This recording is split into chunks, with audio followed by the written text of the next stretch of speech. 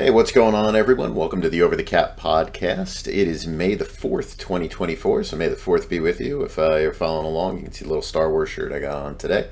I was going to bust out a lightsaber for this one, but we couldn't get the lightsaber we had to work. I think we have to put a new battery in it. That seemed like too much work to do, so we didn't have that tonight. So anyway, this is Jason Fitzgerald. You can find me on X at Jason_OTC, or you can email me, jason@overthecap.com.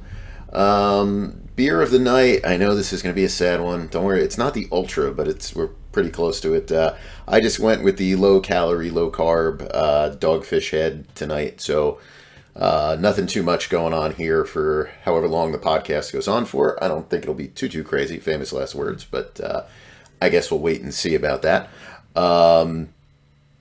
Not too much other stuff going on last week. Just got a little tied up with my niece's communion, and by the time we got home, it's kind of late. I was like, I should do a podcast on Sunday to go over the draft, and that's what I'll end up doing tonight. And it was just like, maybe just kind of let everything settle in, think about it a little bit, pull up some stuff, and maybe we can do a little bit more of a discussion on the draft than maybe we've done sometimes in the past. Maybe we would just jump right into something and it would be, a little bit disjointed. Might be disjointed anyway, but gives you a little bit more time, I think, to think about some things and think about the ways that you can kind of present the numbers to kind of go over some stuff. So I think that's mainly what we'll do tonight. Maybe a couple of contracts as well, but I think mainly it'll just be kind of draft focused, not on the picks themselves, other than maybe I'll mention something about the Jets or something like that. But, and Atlanta, I'll talk about what Atlanta did, but most of the stuff I think is going to just be focused on trade evaluations and everything that goes in that. I was once again requested to say hello to my mother on this, so hi, Mom. I will throw that in there. I know this falls in the first, 2 minutes and 26 seconds, so I am sure they're still listening. I haven't fallen asleep yet. So, hello, Mom. I guess we'll see you next week as Mother's Day. So, anyway. So, with that out of the way, I guess we'll get into the draft stuff. And, draft trade discussions are always, they're interesting if you want to try to discuss it. But most of the time the stuff just kind of goes off the rails when you're in a format like Twitter or X, whatever you want to call it. Those social media platforms where it almost becomes something like you're insulting someone by saying that, this wasn't a good trade, or, they gave up a lot, and, somebody comes back and will throw some Jimmy Johnson numbers at you, and everything just goes downhill, and it turns into, I find it amusing, but the name calling session, so I was public enemy of the Minnesota Vikings during this draft. Saints fans weren't too thrilled either, but the Vikings fans were the ones that really hated me. This is the first year I think that I was tweeting out the draft scores, like the draft grades the trade grades, probably in a couple of years. Usually Brad does it, and since he's transitioning into his new job, I was like, I'll just do it this year, and no fancy graphics or anything like that. The way that a lot of other people do, which does draw a lot of attention. It was just pure numbers just being thrown up there, and the comments you get back are amusing. Nerd is probably the most common phrase that comes back. There's some other ones too that I mentioned on Twitter, but the shut up nerd, or the football's not won in Excel, it's won on the field. I think I had one person say this is why we stuffed you into lockers back in high school. Like, what are we living in? Like, what world are we living in when that's a response to a post in social media, on a trade or whatever.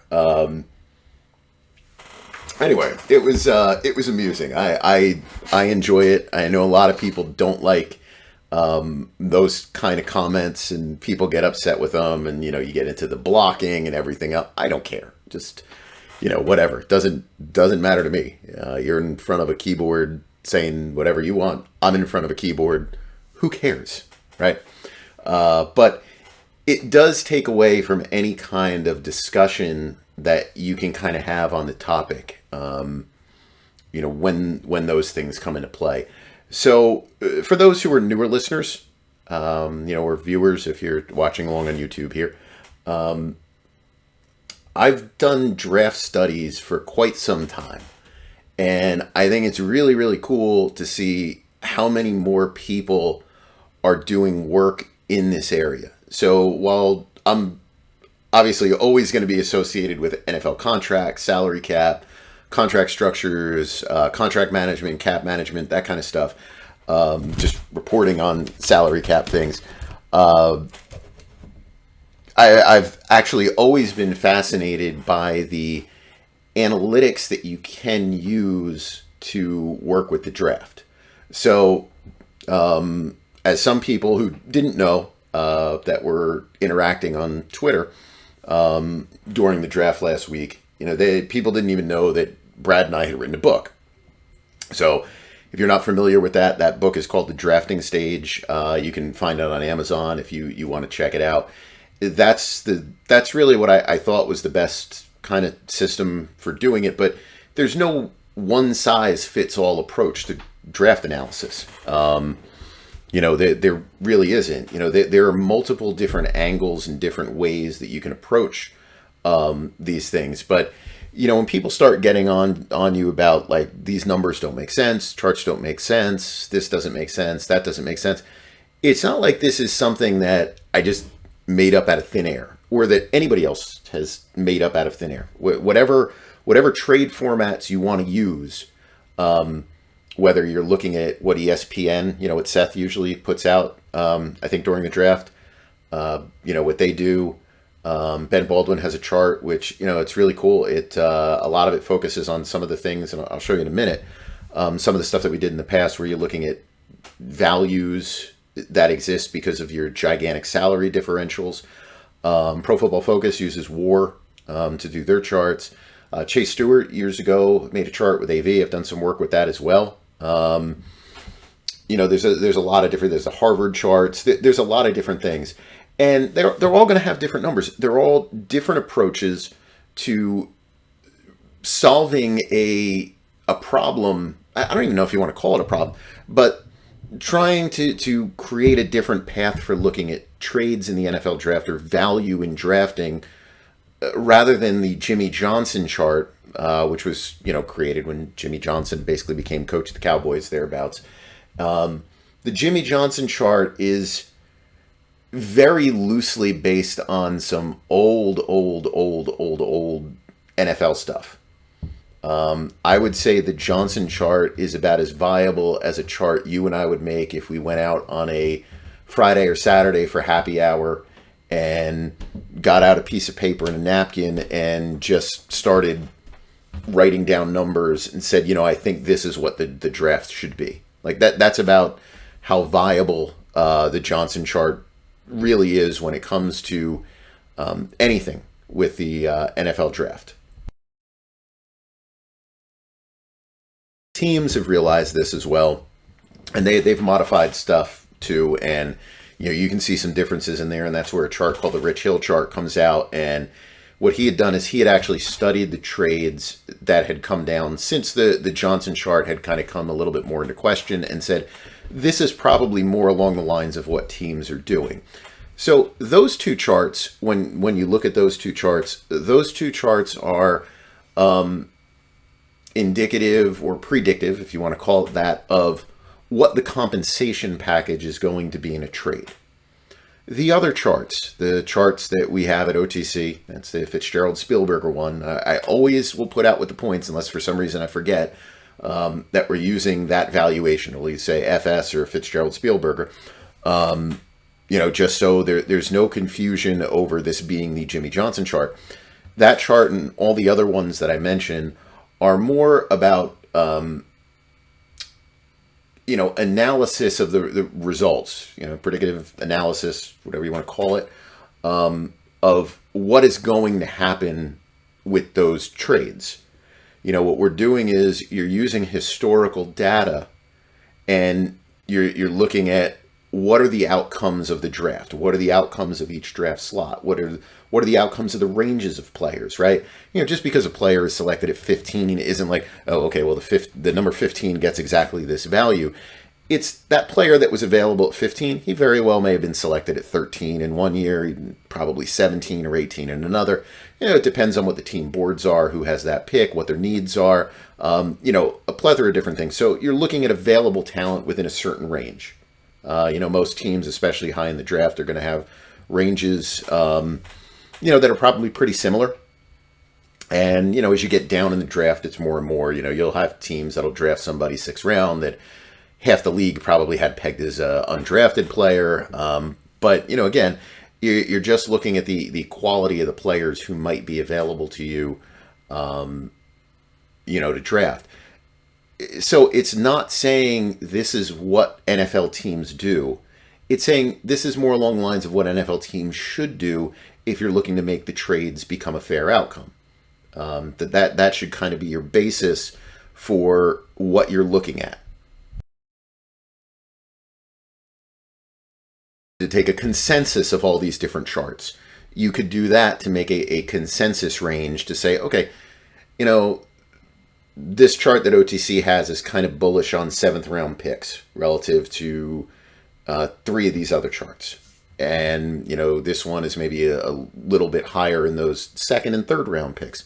And so, you just try to, kind of merge those things into, really coming up with your stuff. But, where we get into the different things that I've written, I just did a quick search to look at some of the stuff. So this was one of the first ones that I did. This is back in 2013. Now, I might have done something on the Jet site years before this. I don't really remember. I think I did. I think I did something back in like 2010 or 2011 maybe. But this was the first one that would have been read by a decent amount of people. And this was based, I think, on what that was, which was, basic stuff. I was looking at Pro Bowls, All Pros, maybe starting seasons. I don't think playtime. I don't think I had availability to that kind of data. And it was looking at outcomes, in past drafts here. You could just see if you're looking on here, just a range of scores for each pick. I'm going to guess this one that's super high is maybe someone like a Tom Brady or something like that. No, it couldn't be. That's too late in the draft. I'm not sure who that would have been.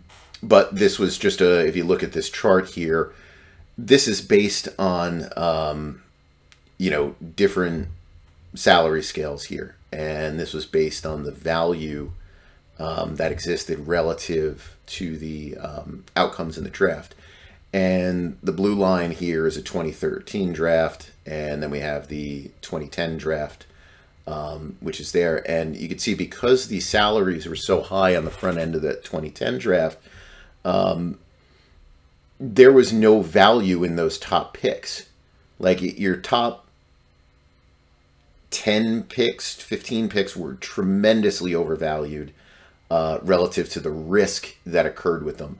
Really, your top 30 were that way. And then you got these great benefits that would come in the 2nd and 3rd round. And that would still exist using this methodology in 2013, but to a much, much lesser extent. And it was that you really only had the top 4 or 5 picks, if we're using this kind of system, that at that point in time would have been maybe a little bit overvalued. That's changed over time, and there's different ways to look at it. But that's what, this one was this old way in my mind, just something that I was looking at. But this was the first thing that I started to look at where you started to get an idea of this is the impact that this new drafting system has. And you just need to throw everything else out because the new and the old system with the contracts is just completely different. The next year, that's 2015. Let me see if I can find 2014. let's see, when is this from? This is from 2014, and this is from 2016. All right, so let's go to 2014 here. So this one was using the AV from Pro Football Reference, and so this probably mimics what Chase came up with a little bit, but this was again looking at this from a perspective of what's our value of these players when you look at what the players are in terms of veteran performance, rookie performance, everything else, and identifying the gaps that exist between the value and the guaranteed salary that comes in the contract.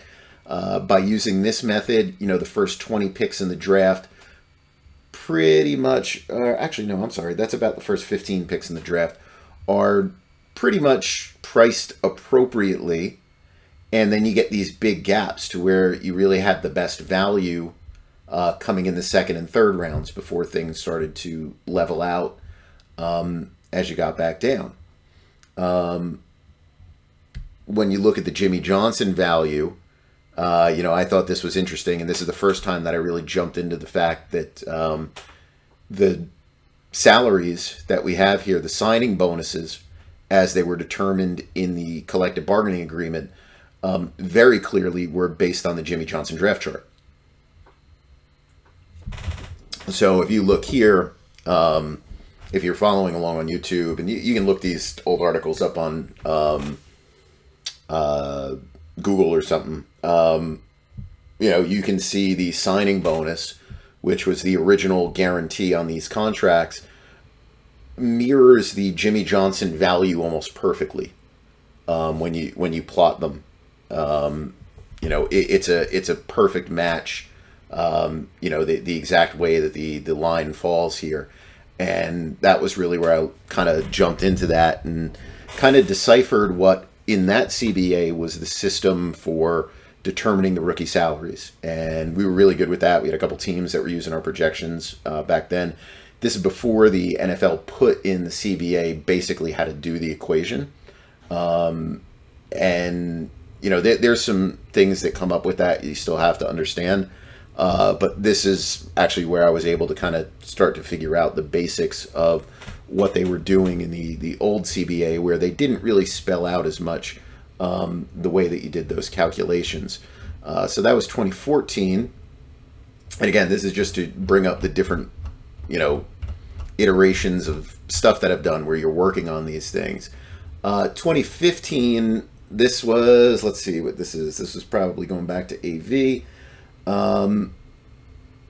And this is really where I started to get into these concepts of translating rookie values into what they would cost for a veteran player. That would put up these types of scores. And this is one of the first charts where I really started to get into that and look at these numbers and really put, kind of concrete out there what the difference is in value between a pick and a performance, and where you utilize the draft to really exploit what you can do with your salary cap, because the draft is so underpriced relative to the expected results that come from a draft pick. And this was a chart where I made up just to, now remember, this is based on values years and years and years ago. You were looking at the average outcome of a number one pick. You would get a gain of about 1.2 million in annual value. And you can see here, back then, the way teams were drafting and the way that salaries were structured at the time. And this was at a time when salaries still were kind of stagnant. They were growing at this point, but really hadn't gotten there yet. But you can see you have your first 6 picks in the draft. There's some issues with them. You don't really get that value. And then that value really explodes as you get later and later in the draft, simply because those players just simply don't, earn anything. Next one that I worked on was, more work with AV. This is 2016. So this is where we actually started getting into creating the actual value from drafting itself, and you start looking at positional importance a little bit, and really getting into a Moneyball aspect of using the draft to better manage your salary cap, and really kind of putting those things together, and coming up with trade values based on what the expected performance is of these players, how that would work in a chart, and so on and so forth. And, the other thing that I looked at, I think I had downloaded Excel sheets somewhere. In one of these years I had that. But one of the things that I knew would be a question, probably because people had asked before, and, people ask this all the time too, it's what is that performance level if the player hits? And so, for example, back at this time frame, the expected annual value positionless on a player was about 8.2 million with the number one pick. All right. And, that bottom, if you were bottom quartile, the average on that was like 2.2 million. So, basically barely hanging on in the league. 25th to 50th percentile, about a $6 million salary. 50 to 75, about a $9.5 million salary. And the 75th to 100th percentile, so your top quarter of results would have resulted in a $15 million a year salary. Now, again, we're going back years. That probably would have meant in those upper quartile results, just going off of memory here, probably would have been getting like a receiver, like a, maybe like a Dez Bryant, maybe a little bit below that, would be the expected, top result. If we were looking at a quarterback, those top tier results probably would have been that market was kind of screwy, so it's harder to kind of go back in time with that. But it would have been like a Gerald McCoy type of player, defensive tackle. That's the kind of I would say your expected outcome would probably be like top 3 at a position. Is where that would land, but you're only getting there 25% of the time. Your expectation is going to be around this $8 million number at back in 2016.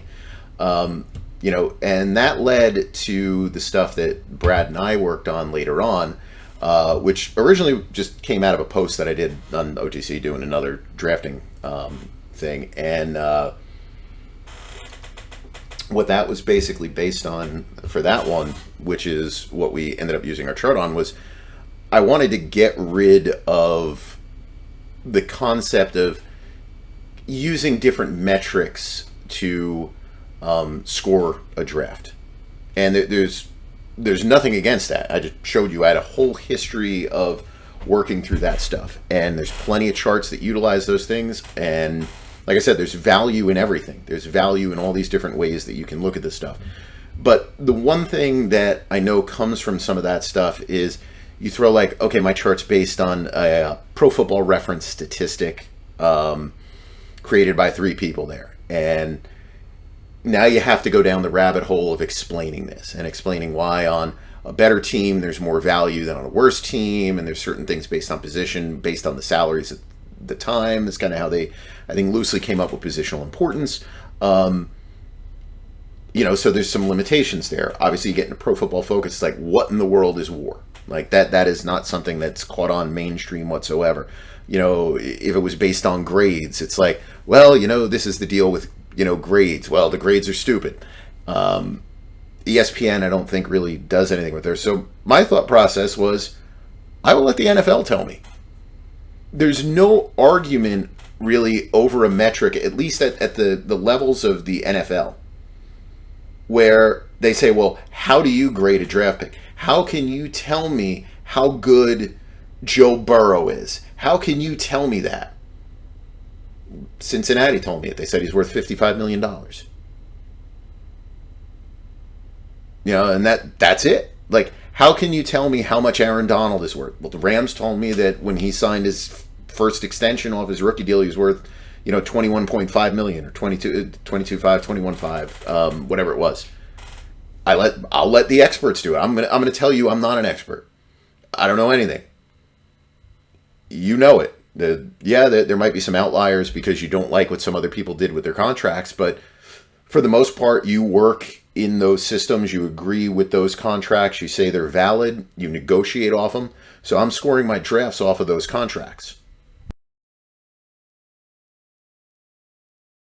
It does overvalue the contributions a little bit over a 4-year period because that first year you're not getting it.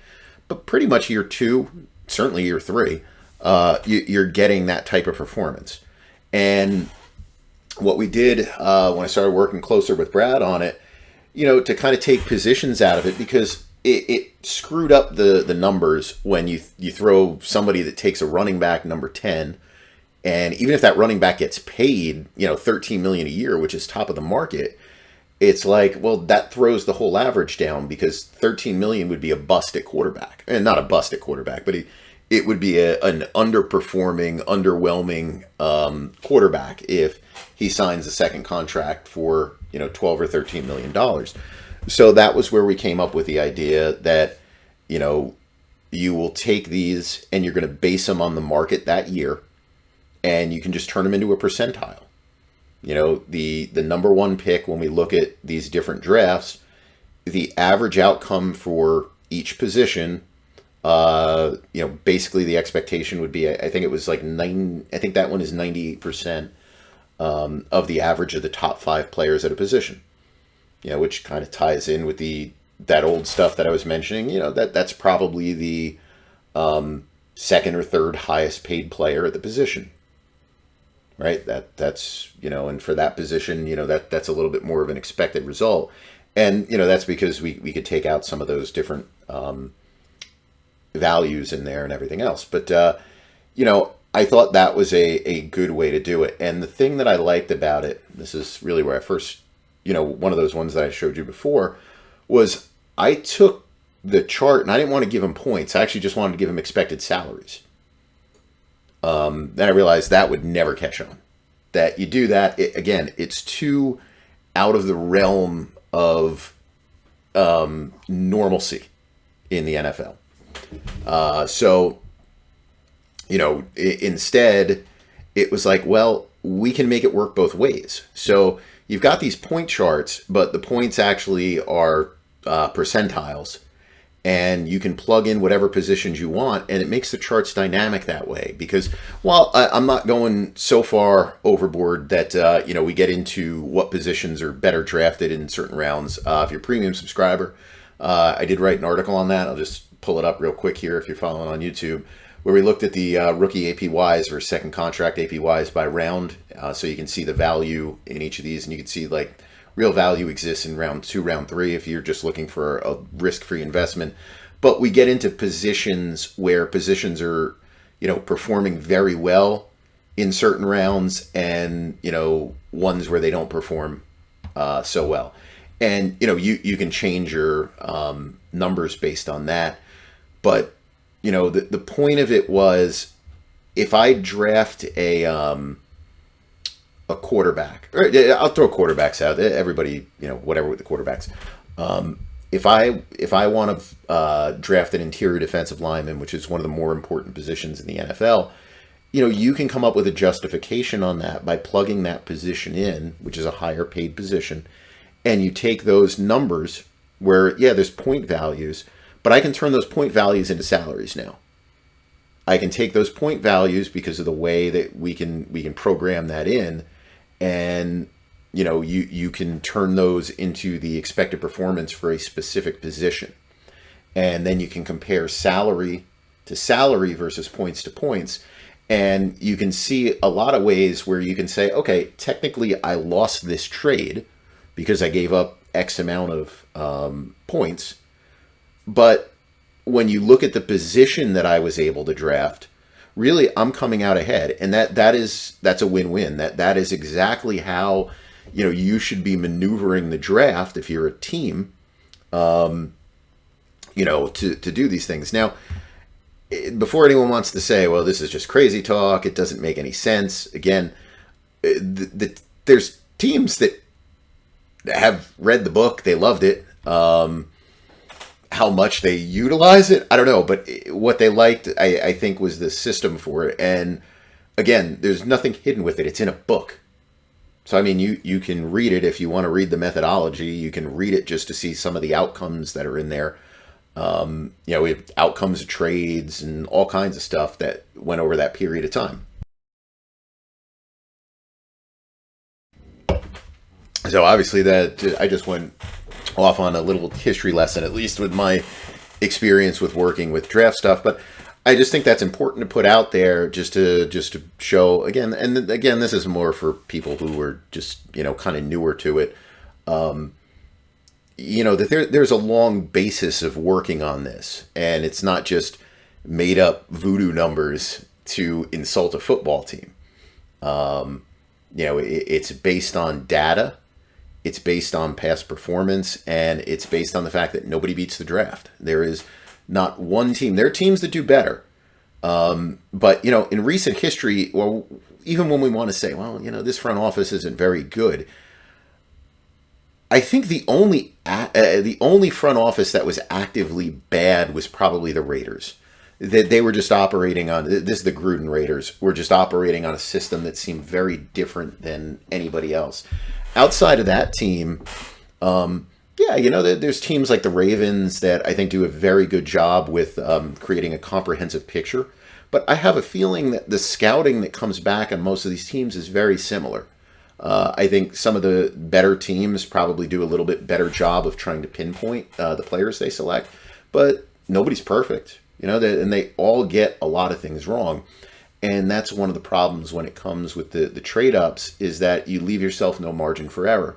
So, you trade up in the draft and you're trading up to draft a pass rusher, and you say like, well, this is a can't-miss talent. And it's like, well, what makes you think that you're better than everybody else that's done this job before and is still doing this job right now? I understand confidence.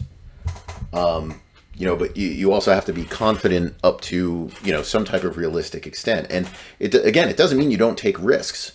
But you have to work your trades to try to minimize that risk as much as possible. And that was really the main problem that I had with what Minnesota did this year, with their approach to really their second trade in round one. Not so much their first trade, that's in there. But, so anyway, let's take a look at, the trades. All right, so this is the first round. So, we can look at some of these, but, this is these are examples of, trades that are good, I think, for both sides. So you had the Chiefs, they moved up to get a receiver. And, you can see here what we had is you had pick 28, pick 133, pick 248. The other side drops 4 to 32. They move up to 95, and then they move up to 221. So on our chart, the Bills come out ahead in this one by 161 points, which is basically negligible. By trading, though, for a receiver, because where you put in these things, Kansas City knows the position they're going to select. So the average value on a receiver selected in that range should come back at a player worth about $12 million a year. The pick they give up, blind pick, you don't know what position, that's going to be $8.3 million. Things change. We go from a 3.5 to a 4.6, a 1.4 to a 1.7. And you can see the Chiefs actually come out with a more value ahead in terms of expected salary from their draft players, their draft picks, by doing this trade. So again, this is a very fair trade, and this is the way that you can use two different methods of doing it. And if you just wanted to see how that works in practice, and we have the calculators on the website, but I just did this in Excel. So, whatever pick that was, 27 maybe. So you can see where a blind pick, we don't know the position, is worth about $8.9 million. If we know it's a wide receiver, we know it's worth 12.2. Now, you can change those numbers to take into different expectations you might have. But, again, it doesn't, it's not going that much over the average. That you should really be pushing that expectation. You should not be pushing into the upper 25%, really, in any case. Panthers jumping up, implied cost 162 points. And again, this is another one of those where, because of the position, they gain value. It's a win-win trade for both the Bills and the Carolina Panthers. Now, the issue that I had with this for Carolina was going to get this player anyway. The issue here with Carolina is they wanted a 5th-year option, and that is absolutely pointless. This was the results of the options historically, since we've gone to a fully guaranteed option. Picks 26 to 32 have a 25% rate at which they're exercised. Picks 1 to 5, 75%, 6 to 10, 75, 11 to 15, 70. So again, going back to the overconfidence that we talk about with the teams, this is the rate of option pickups, and the option salaries are relatively low compared to a extension. There's certain positions where you're picking up the option just for the sake of getting one more cheap year. But there are a couple of players where that option is picked up and there's no intention of an extension. It's just like, okay, this is a reasonable price to pay for the player if he, plays for us. Like I'd put this year, the Jets picked up Elijah Vera-Tucker's option. Right now, he's in that position right now. That's a pickup with not a guarantee of an extension, I would think, at least. When you get into pick 16 to 25, we're looking at a 55% hit rate. We're not talking about great hit rates that are here, where you can be that bullish as to how good the player is going to be. But we can tell at the end of these rounds, it's not worth the premium that you're paying to move up, whether that's a premium in draft capital or whether that's a premium in salary, because it's going to cost you more money, to sign that player. That I don't have the. Let me see. I can probably get the numbers here. Whatever those two numbers are, the numbers we have on the site should be very accurate here. So that was pick 32. It was going to cost you $12.4, $5.8 million signing bonus this year, and that's probably going to be both deals are probably fully guaranteed, and this is going to be 10. So you're paying almost a $2.5 million premium to have this option that's going to exist at some point in time for a player, which only has a 25% chance of being picked up. Let's see, tag and tender projections. Where do I have my, let's see. Do I have the 50-year options somewhere in here? I know we have them. 50-year options. Let me just see here. So, if we're looking at a wide receiver, let me just find one who's here. So you'd be looking at option salaries on the low end of 14.3. If we're valuing them in today's dollars. $20 million if they're a hit, $16 million if they're not. Again, most of these players are coming in this low section. So even if you did that at $15 million, it's a pretty high premium to pay for something that is a minimal chance of being picked up, a 25% chance. It's really not worth the move up, at least if that's the main reason why you're doing it. That's not really worthwhile. Lions, they moved up. They basically give up what's the equivalent of the 130th pick in the draft to move up here. This is one where it's a loss. They get a player who, they just decided this is what they want to get. It's a corner. So, it's a valuable position, but it's not as valuable as some of the others.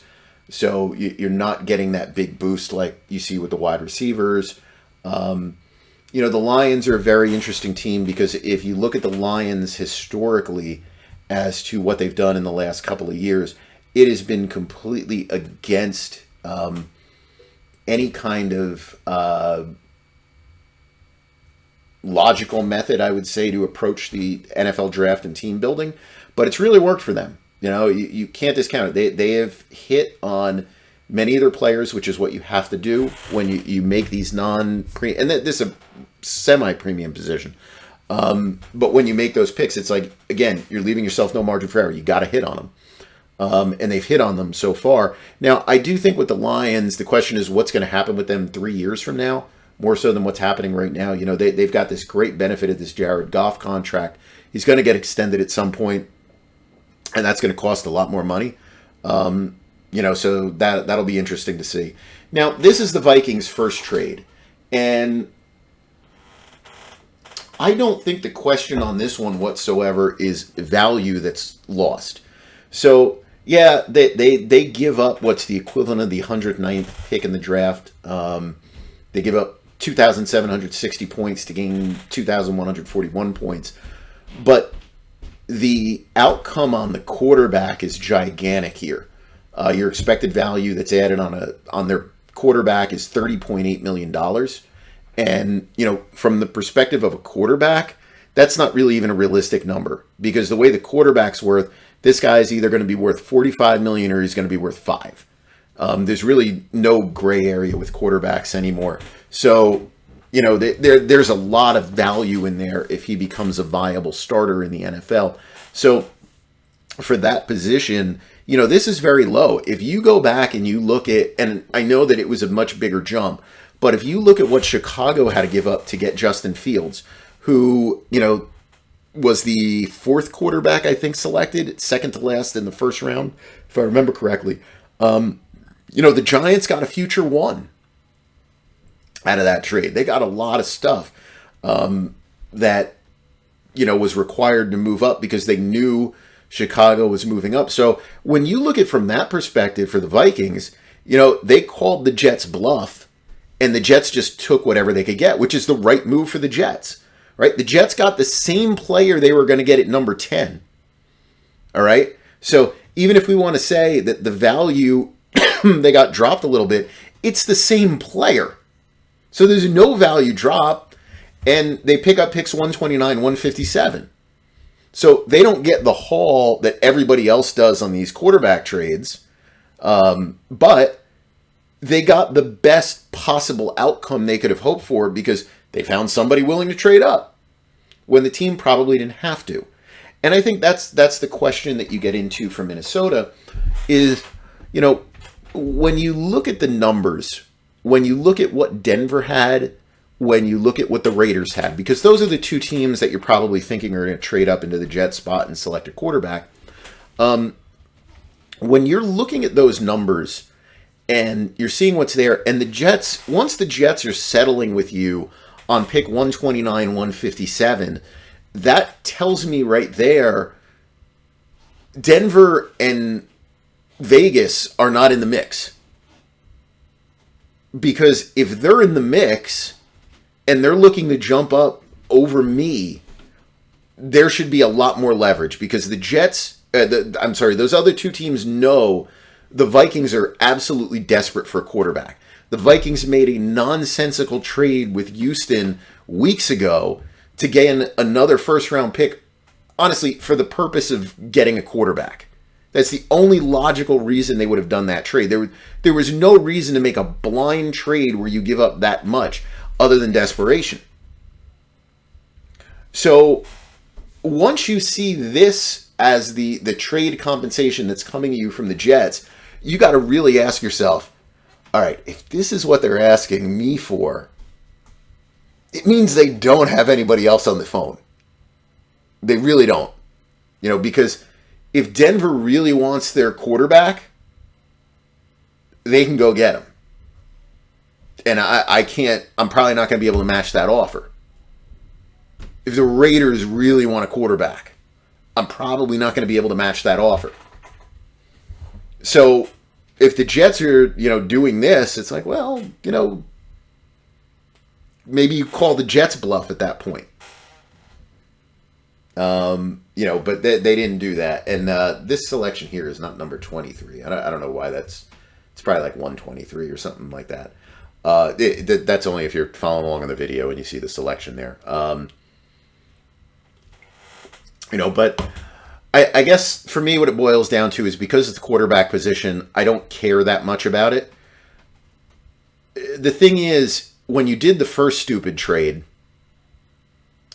and in the back of your mind, you're going to do a second stupid trade, it's almost like I got to hold on to some of my picks. Maybe giving, these other picks away is not really worthwhile. Anyway, that was just my take on that one. But I think, especially if they don't like Knicks at all, I can understand making this trade because if he hits, you're not going to care about what you gave up. You're not. So, I don't have an issue with it, even though they probably didn't have to do it. I don't have an issue with it. Now you get into just an awful trade. So they jump up here for Dallas Turner, and this is just brutal. You move from 23 to 17. That gives you a little bit more value. You drop pick 167. I think it's 96. I'm sorry. I think it's a third and fourth from the following year. I value those at the end of the rounds, and I do have an article up this week on OTC on discounting of future draft picks, if you want to look at it. But basically, it goes over the reasons why, and this is another discussion that comes up on Twitter. I don't really discount picks, not the way the NFL does. The way the NFL discounts them is it's like a first rounder this year. A second rounder this year, next year. It's not, really a second rounder. It's a third rounder. It's like, that doesn't make any sense. Why are we devaluing things by a whole round? No matter what result comes up, if somebody gives me in this case, a third rounder or whatever it is, if somebody gives me that pick, it can't be any worse than the last pick in the third round. It can be better. It can't be worse. It sure as hell can't be worth a mid-fourth round pick. Or a fourth round pick that matches whatever the record is of the player this year. So, for the sake of this, I was just valuing it at the end of the round. I think you can make a strong justification for valuing them middle of the round. But you can read the article if, you want to get into it. And I think this covers a lot of the different aspects that come into it and why that discounting of the trade value is one of the worst things that teams do when really it's just justification in their head for doing a trade. I need this guy now, and who cares about the future? But this was the trade that really set people off, and it's the one where you get the most discussion on it because I come back and I said, this is worth the value of the 20th pick in the draft, and the immediate feedback that you get on that is, what NFL team is going to trade pick 167? They're not going to look at them as nice. Let's say pick 131 and 160 in the following year. Who is going to trade those picks, for the 20th pick in the draft? And, this is where you get into, I think, people not understanding or not wanting to understand,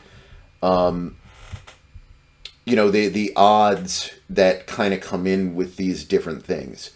And, one of the responses, I don't remember if it was about this trade or one of the other ones that was here. And I'm just trying to see. I should have put down when these were in the future, but I'm pretty sure that 96 was the future year, because otherwise I would have put them in order. I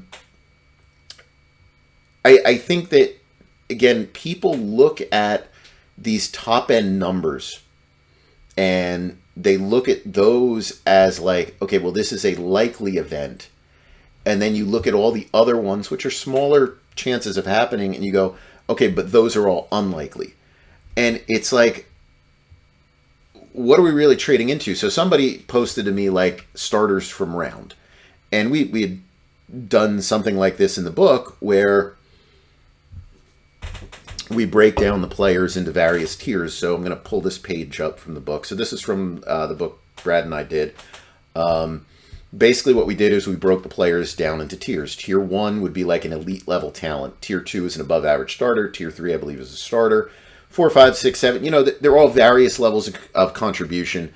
And Tier 8 is like disaster, right? That's like there's no value. That's a player that doesn't get a second contract in the NFL. So, you look at tiers 1 through 3, if that's what you're looking at here.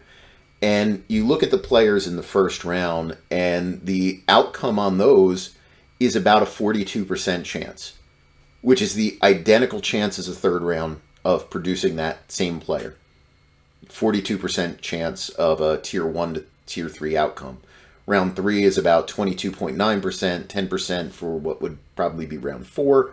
Round 5 has like a 12% chance. 6 and 7 very low, 5.9 and 2.9%, respectively. For those types of picks. And there's some, once you get with the compensatory pick stuff, I'm just blindly saying 4, 5, 6. It's really the pick ranges that you're looking at. So, when you trade back from, say, round 1 to round 2, you are giving yourself a little bit, when you move up from round 2 to round 1, you're giving yourself a little bit more chance of an elite player. Tier 1s were 26% versus 21% for round 2. But the majority of, real hits come in those first 10 picks. That's where your, top things are. Now, there's some bias in this. I should have mentioned that too, as a negative for the chart that Brad and I did. There's bias in some of these contracts. Having a first round grade inflates a contract value for a player. General managers sometimes have a tendency to extend players that shouldn't get extended, at least not at the salaries they extend them at, because it's almost like you're giving yourself a pat on the back. You're giving yourself a reason to maintain your job, saying, well, look, I did a great job here. I signed this, this player, I drafted this player, and look at how good he's been and how he is. And then the next general manager comes in 2 years later and can't wait to get rid of him, because you did a bad contract on an extension. You look at these numbers, and the thing is, what people don't seem to understand, jumping from 23 to 17, it moves the needle like barely a hair, right? It barely moves the needle.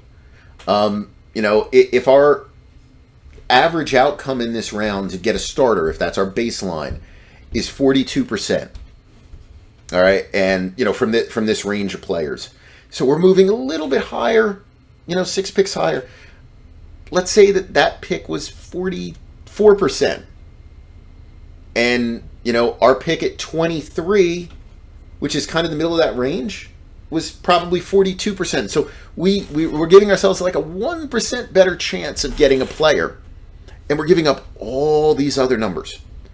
And I think this is what causes confusion, because I think people just want to look at this, and again, you look at the negatives on this rather than the positives on there. And, the numbers were a little bit different. But, I mean, even if you just want to take, this, all right, and it's basically like, okay, I've opted into having at least a 43 or 44% chance of hitting, and what did I give up? So I gave up, we'll call it a 42. So I'll get the negatives on this. So that's a 58% chance I was going to miss there. Late third round pick. So that's 22.9. Let's call it 14, even if we do that. So 86% chance that was going to miss. Then we'll just say an average. Fourth rounder here. 90% chance that misses. And what was the other one? 167. Those numbers were actually higher there. That's just a quirky kind of thing there. So basically about the same. We'll call it that. So, people tend to look at these and you go, well, there was a 58% chance of a failure, 86%, 90%, 90%. And that doesn't mean a failure, just not getting the top guy. And it's like, yeah, but you just have a 43% chance of success. So you barely move the needle, from where you were. And, you look at these additional picks and, you say, well, what are the odds that you miss on all three of them? And that's of getting a starter. It's about a 70%, so you've got about a 30% chance of finding a starter. And, that's basically the equivalent in some of these cases to like a second or a, third round pick. And that's just of finding a starter. When you look into the bust percentages on these players, and these are starters that would be quality starters, you'd probably be looking more at like a tier 1 through a tier 5. What you find out is the average expectation on these like later picks that you're getting, just blindly throwing darts at a board that makes sense, works out to the same odds of hitting with just one option that comes late in the first round. And, I think people kind of fail to grasp that kind of concept that, just because you're in the first round, if there's a 60% chance of failure, why should I really be leaning into that as, just looking at the positive?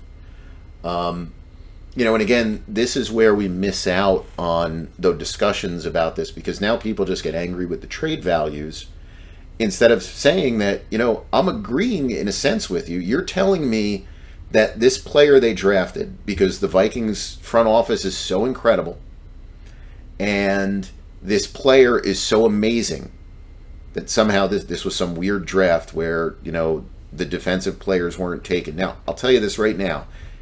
If Dallas Turner, was graded out like a Nick Bosa, he would have been selected very high. Doesn't mean he can't be. There's tons and tons and tons of players that have been drafted later than this, that have been great defensive players. But what they've done is they've left themselves no margin for error. And when you go back to the other trade, they've given up pick 42, 167, 188, 64, 96, and 131 to come back with 17 and 232. So they've given up $27 million in value with all those picks. Essentially the fifth pick in the draft. And this is where the discussion comes into play about the margin for error.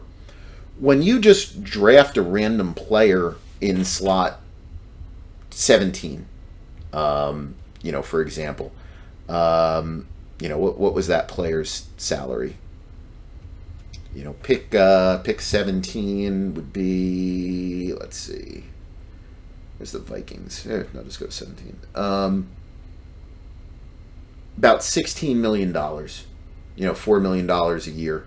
Or if you stood pat at 23, $14 million. But let's say $4 million a year.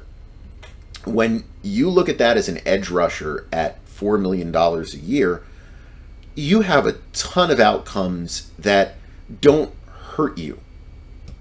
Okay? The main thing with the draft is you don't want to do something that hurts you. You at the very least, you're going to make out okay. That's fine for you. You don't get that great value, but you look at what he has to do to justify his salary is basically be at the level of an old Brandon Graham, Anthony Jennings, Cleveland Farrell, who was a bust as a draft pick.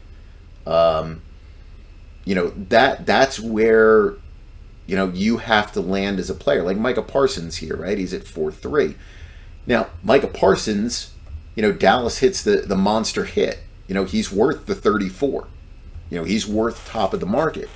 They picked him 11th, 12th, something like that. That's what you're hoping for.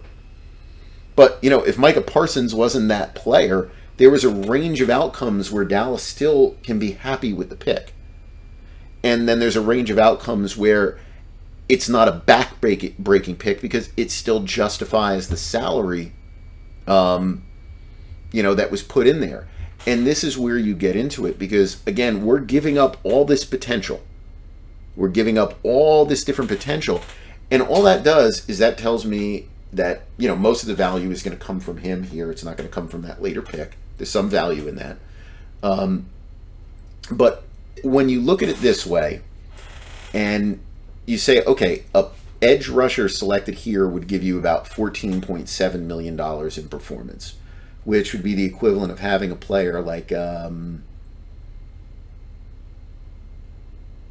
Nwosu, Reddick, end of career DeMarcus Lawrence, Cam Jordan, Chase Young. They're all in that salary range. Carl Granderson, kind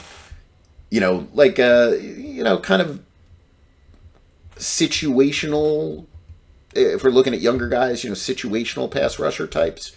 That's your expectation with that draft. That would be your average outcome.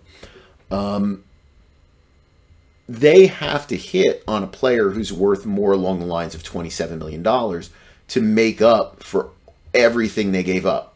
Doesn't matter who was selected in these spots, right? You should be confident in your front office. You're so confident that they landed this guy. I'm sure they could have found these hits at 42 and 96 and 64 and all these other selections that they gave up because they basically have no draft next year. So they've put themselves in a position where, they have to land, TJ Watt's deal was signed a couple of years ago. So they have to land someone like a Brian Burns or Josh Allen. So there's nothing wrong with that, with saying that, but that has to be your outcome. So what you've done is you've traded all these assets to move to 17. And basically you've put yourself in a position where if he is not a top 3 player at the position, he's probably not worth the trade up. There's some other outcomes where, maybe you could be somewhat happy. But if he comes back as one of these guys getting $14 million a year, that's a loss. That's a bad trade for you.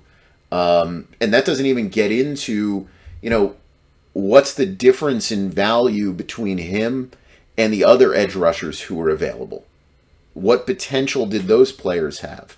Who was going to be available? Was anyone going to be available?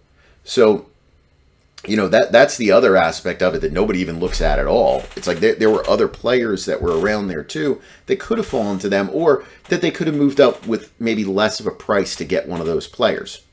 And that's all should be part of the evaluation as well. But if we're just evaluating this trade itself, you've locked yourself into saying this is the value. So when you're telling me, when you're complaining about my trade values, but you're telling me this guy is like a top 5 pick, and in a normal draft, whatever that means, he would have been picked like so high.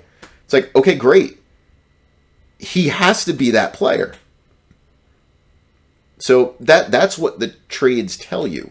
When you say implied value of a number 5 pick, it's just telling you that his performance level has to be around that range. So that was the first round trades. Second round trades, real quick here. Back into this, you had a lot of very even trades. You had the Chargers taking a wide receiver. This is another one of those where it's basically an even on points, skews a little bit in the Chargers' favor based on expected value. Chiefs move up for a tackle, very similar kind of trade. Eagles move up to get their corner, very similar. Falcons. The question that comes with the Atlanta trade that people told me is that they saw this as a reach on a pick. Now, that kind of is what it is. But, I thought this was a very fair trade. And, when you look at these trades, I don't remember a draft in the past that had this many fair trades late round 1, early round 2. Usually they all skew to the team trading down as, really winning these trades. And that did not happen this year, with just a couple of exceptions, Minnesota being one, and then these couple of other trades I'm going to talk about in a minute here. All right, so let's move on our trades here. This is a trade that some people got annoyed with me about. This was the Saints moving up, and again, you're barely moving the needle. You're moving from 45 to 41, and you're giving up all these opportunities, 168, 190, where you might get a player. And again, you can look at the charts if you just wanted to see, let's just throw them both in here. Yeah, you're not going to get likely any elite kind of player. You've got about a 6% chance of finding an above average type of starter. But you've got opportunities here. And if you're just looking for somebody that contributes, the bust rate in this range is around 77%. So, that's not, it's not awful. You can just plug in those numbers here. If we look at both of those, oops, I should have just done that here. Oh, I put in the wrong numbers here. 77% bust rate, right? So you've got about a 40% chance of finding somebody that can play, and a 60% chance that you don't. So that's pretty good, and because the value that the team is gaining, with the trade down here, this was Green Bay, right? Odds are they're getting the same exact player at number 45 as they would have taken at 41. And they get all these extra picks, to where maybe something happens. So again, that's where you get into the things here. Now we just get into the crazy trades. Especially when you're talking second round. So the Rams, this is nonsensical. So first of all, now I know the Rams are going to say that they have players already. You never trade up. You never put the pressure on there of almost being like, you've got to replace a legend. This to me was, we're desperate and we're panicking because there's a run going on defensive tackles right now in the draft. We haven't been able to move up. We don't pick to 52. We don't think there's going to be a player at this position available. What do we have to do to make this work? And, basically you come back with, we want your second round pick from next year. And, when you go back and you look at, the Atlanta Falcons, for example, who got ahead of the defensive tackle market, trade market. And if you want to say that, again, it was a player they shouldn't have taken, so be it. But, they got ahead of it and they didn't really give up much. Now, they didn't have to move as far, but, they didn't give up much here. You give up 330 points. It's around pick 194.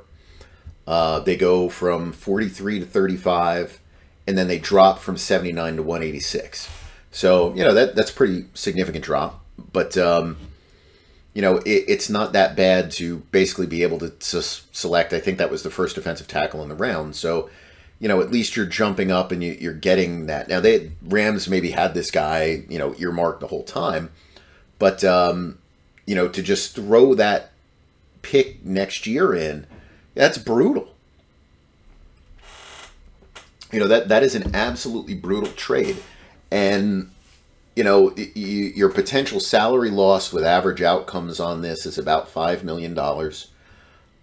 So again, we can look at this and we say that, he has to give you the performance of a player that's worth, $15, $16 million a year.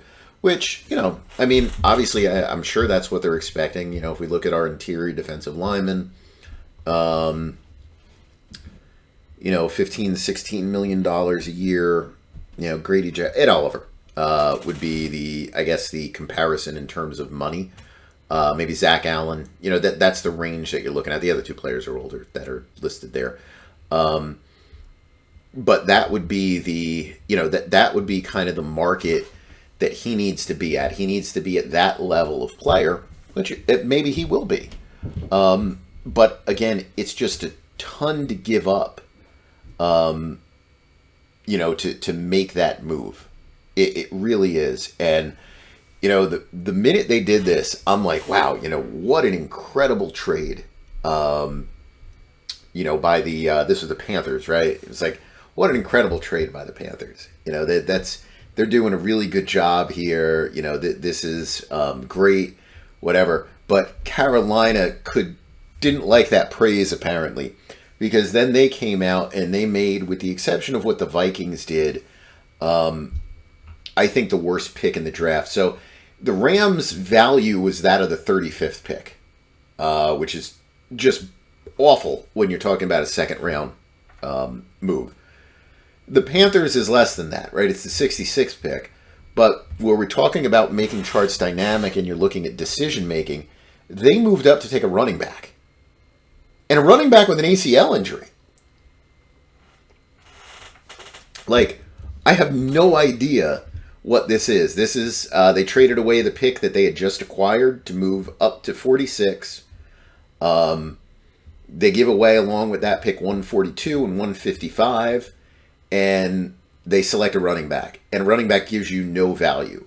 So, unlike with the Rams, where they at least took a premium position, and, that offsets a little of this expected cost differential, they did not. They took a position that's worse than just, they would have been better off by somebody else taking this player, holding at 52, and just taking whoever was on the board. So their expected value on this player is 4.8. Expected value lost is 12.9. So that basically means with this pick, he has to be, for the most part, a top 5 running back at the position. That'd be Barkley's number. Barkley is 12.6. So he has to be around the type of player Saquon Barkley is to justify that kind of trade up. And even then, I don't even know if you would justify the trade up, because while I'm saying that's the level of player he's got to be, I think we all pretty much know that having that player doesn't really change the outcome of the team that much. Now, I'm sure in the Panthers' mind, it's like, we've got to give this quarterback a chance to survive. And, the running game is a quarterback's best friend. It's not really, but I get it that that's kind of a thought process, and that owner's a little erratic. So maybe part of it is convincing him that you're giving this kid everything he needs to succeed. But, just a brutal trade. So I think this is the second worst trade in the draft when you look at the overall selection. The Vikings obviously being the worst one. That was the Vikings trade. When you go back to what they did in the trade with Houston, I mean, that's probably one of the worst. It's probably one of the worst. It's certainly the worst since the Saints did the Penning deal. But it's probably the worst series of, draft management I can think of in years. Like, it was that bad with that one. And I think this was number 2, and then the Rams trade was probably number 3. I think when you get into bad ones there. But, there's just a lot of different ways to analyze the draft. And to me, this is where teams, can get ahead. It's not, well, we need 3 years or 4 years to evaluate a draft, or, you don't know anything. My guys know better than you and everybody else in the NFL. I trust the tape. The league isn't won in Excel. Trust the tape. I'm sure you've watched tons of tape telling me that. There's lots of ways to do it, but I think evaluating the way that teams approach the draft and evaluating the trade outcomes is pretty important. And when you look at, the way that teams approach the draft, that's rookie pool estimates. Let me see if I have, yeah. So the value added from the draft this year, I just thought that this was a kind of a, nice way to look at it. Now, obviously, you get tons of value added when you select a quarterback. That's why a lot of these teams are very high. You look at the teams that approach the draft very poorly: the Raiders, Packers, Texans, Bucks, Panthers, Lions, Steelers to some extent. You take the quarterbacks out of the equation. The Falcons had a really good draft in terms of process. The Dolphins, there were a lot of their value is from a pick, but them and the Browns did a good job with the limited resources that they had. The Broncos, I think, did a good job overall. The Colts, New England, Jacksonville, and for all the whatever with the Vikings, they did, I think, approach the other parts of it. Whoever they drafted, I think that was approached properly. I think it's the other stuff that they just missed out on.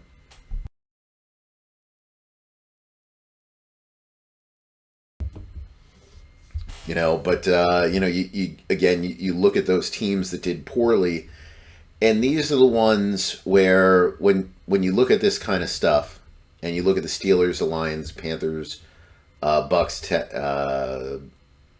Texans, Packers, and Raiders, and I know people say with the Packers, for example, some of the feedback I got when I did this article was, well, it's true, the Packers didn't take premium positions, but they didn't need them, and it's the biggest mistake of NFL teams that, again, and I know it's beating a dead horse because I say this all the time on here, with the exception of quarterback and a couple of offensive line positions, there's no such thing as a long-term solution in the NFL.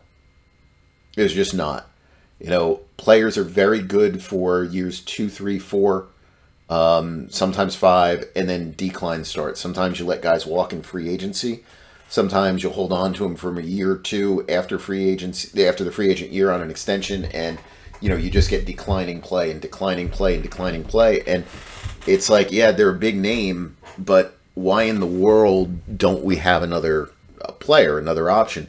And for Green Bay, which for years has gone through struggles with their left tackle always being hurt, and certain other positions, maybe leaving, like a Devontae Adams with nobody else really behind him, where you would look at that kind of stuff and say, oh, well, it's not a need for us. It's always a need. All right? You're always planning for the future. You're not getting rookie impact majority of the time. You're not getting it this year. You're getting rookie impact in 2025, 2026. That's why I hate when people tell me that, the Vikings, all right, their GM might be a little bit on the hot seat. It's like, so they're making moves they have to make. No. The moves that they're making, the payoff on those moves is next year. It's not this year. So if they do really poorly this year, he's going to get fired. All right? So it's not that. Maybe some of the GMs think it is, but it's not. When you're on the hot seat, you try to save your job in free agency. You're not saving your job in the draft unless you are drafting a quarterback. And, in this case, you're not top pick in the draft. So I don't think you get the same leeway. But, if you were, a team, like if the Jets were picking like number 2 or number 3 and they took one of those quarterbacks, Joe Douglas, just based on that alone, probably saves his job.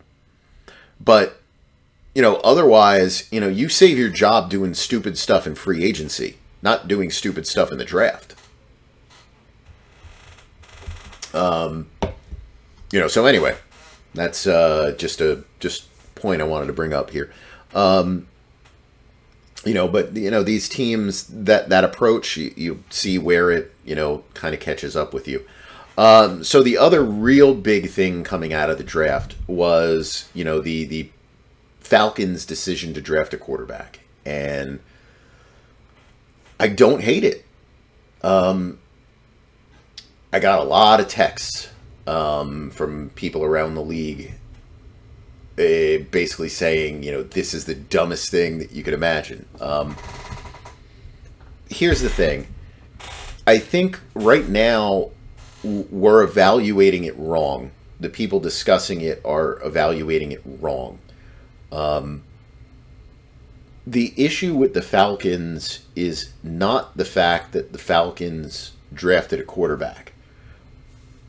you go back to free agency, and the question is, why did the Falcons sign Kirk Cousins? The Falcons had to know, once the season ends, right? They know where they're drafting. They know they're in a position to select a quarterback. They have to have studied the quarterbacks. They have to know that there's X amount of quarterbacks who they like. They have to know that this quarterback that they like is certainly going to be available, from the way everyone has said talked about it, was certainly going to be available with this pick. Why in the world do you turn around and do this kind of contract for Kirk Cousins? Kirk Cousins, 4 years, $45 million a year, $100 million guaranteed despite the Achilles, $50 million to sign, $62.5 million paid this year, $135 over 3. Like, why do you do that deal? That's the part I don't understand. Because Cousins, especially off an Achilles, shouldn't be paid $45 million a year. You know, even in the open market that exists, you know, he's probably a $35 million a year player. You know, it goes back again, and I know different sometimes with free agency and extensions, but when you look at Matt Stafford at 40, when you look at Aaron Rodgers doing a deal for $37.5, and I know he's a wacky guy, Derek Carr at $37.5, I don't know where you justify 45 on Cousins off, especially off the Achilles. But especially when you know that you're in the market for a quarterback that you can probably draft. Like, that's the part to me that's the mistake, not the drafting of the quarterback. A lot of people concerned with the age. Who cares? If the guy can play quarterback, he can play quarterback. You know, you're going to have somebody playing quarterback until he's 35 or 36 years old. You know, 34 at least. Maybe that's the better age. But, you know, you really lessen the impact of having that rookie contract window when it's compounded by, you know, Cousins' bloated salaries each of these years. That being said, you know, I understand the pick. Even though it pisses off Cousins, look, that's been his whole career, is being pissed off, and he's a lot older now. I think that, you know, that's, you understand more about why teams do that. But, you know, the reasons I don't hate it, and, you know, some of it is Kirk Cousins related, right? So in Cousins' case, who knows how the Achilles is going to hold up? Who knows what kind of quarterback he's going to be? Do you want to be in a position that the Jets were in last year, where, you know, Aaron Rodgers goes down 4 snaps into the game, into the season, right? And your backup quarterback is Zach Wilson, who was already considered a dud by everybody that covered the team, everybody around the team except the general manager, every fan of the team. So at least here, you're giving yourself some type of option to bring in if Kirk Cousins is hurt, if he's totally ineffective, and maybe you catch lightning in a bottle. You know, now, while I'm not going to give the Vikings that possibility of saving a job necessarily with the quarterback, I think in this case, where, again, you've got, in my mind, a flaming hot seat on the general manager, you've got a lifeline here. Because you've got a player who can come in, maybe catch lightning in a bottle, maybe at least look okay. In any event, it will look like the team is managed well enough to cover for an injury to a quarterback they probably shouldn't have signed in the first place. You know, so I can understand it from that perspective. But, you know, I think, again, where people miss out on this there's value in having these players. The contract, for him is, let me see what his contract is. I'll just look at back end. So it's going to be $5.6 million a year. So again, to justify the salary, at $5.6 million a year, his performance level has to be that of like Andy Dalton, Jarrett Stidham, Tyrod Taylor, Marcus Mariota. That's the talent level that he needs to be. So you don't need to be very good at that position to just justify your salary. And if you start and you actually play, you've more than justified it. So I don't mind the pick. A player that you selected in that spot is probably not going to change the outcome for Atlanta this year one way or the other.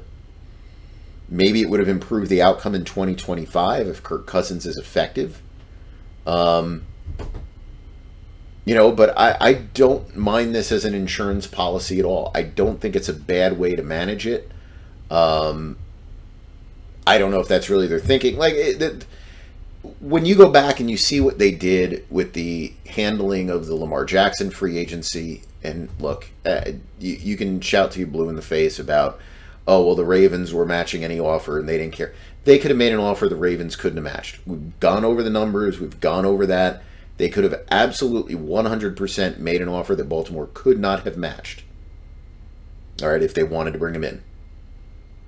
They didn't even entertain the thought. All right, they absolutely 100% could have done it. They just didn't. They didn't go down that road. There were players they could have drafted. Now those players probably didn't work out anyway. And they didn't. They drafted other players, questionable. But whatever. That's finished with. And now you get to a totally different approach. Now, is it because the fear is you're going to get fired? Maybe.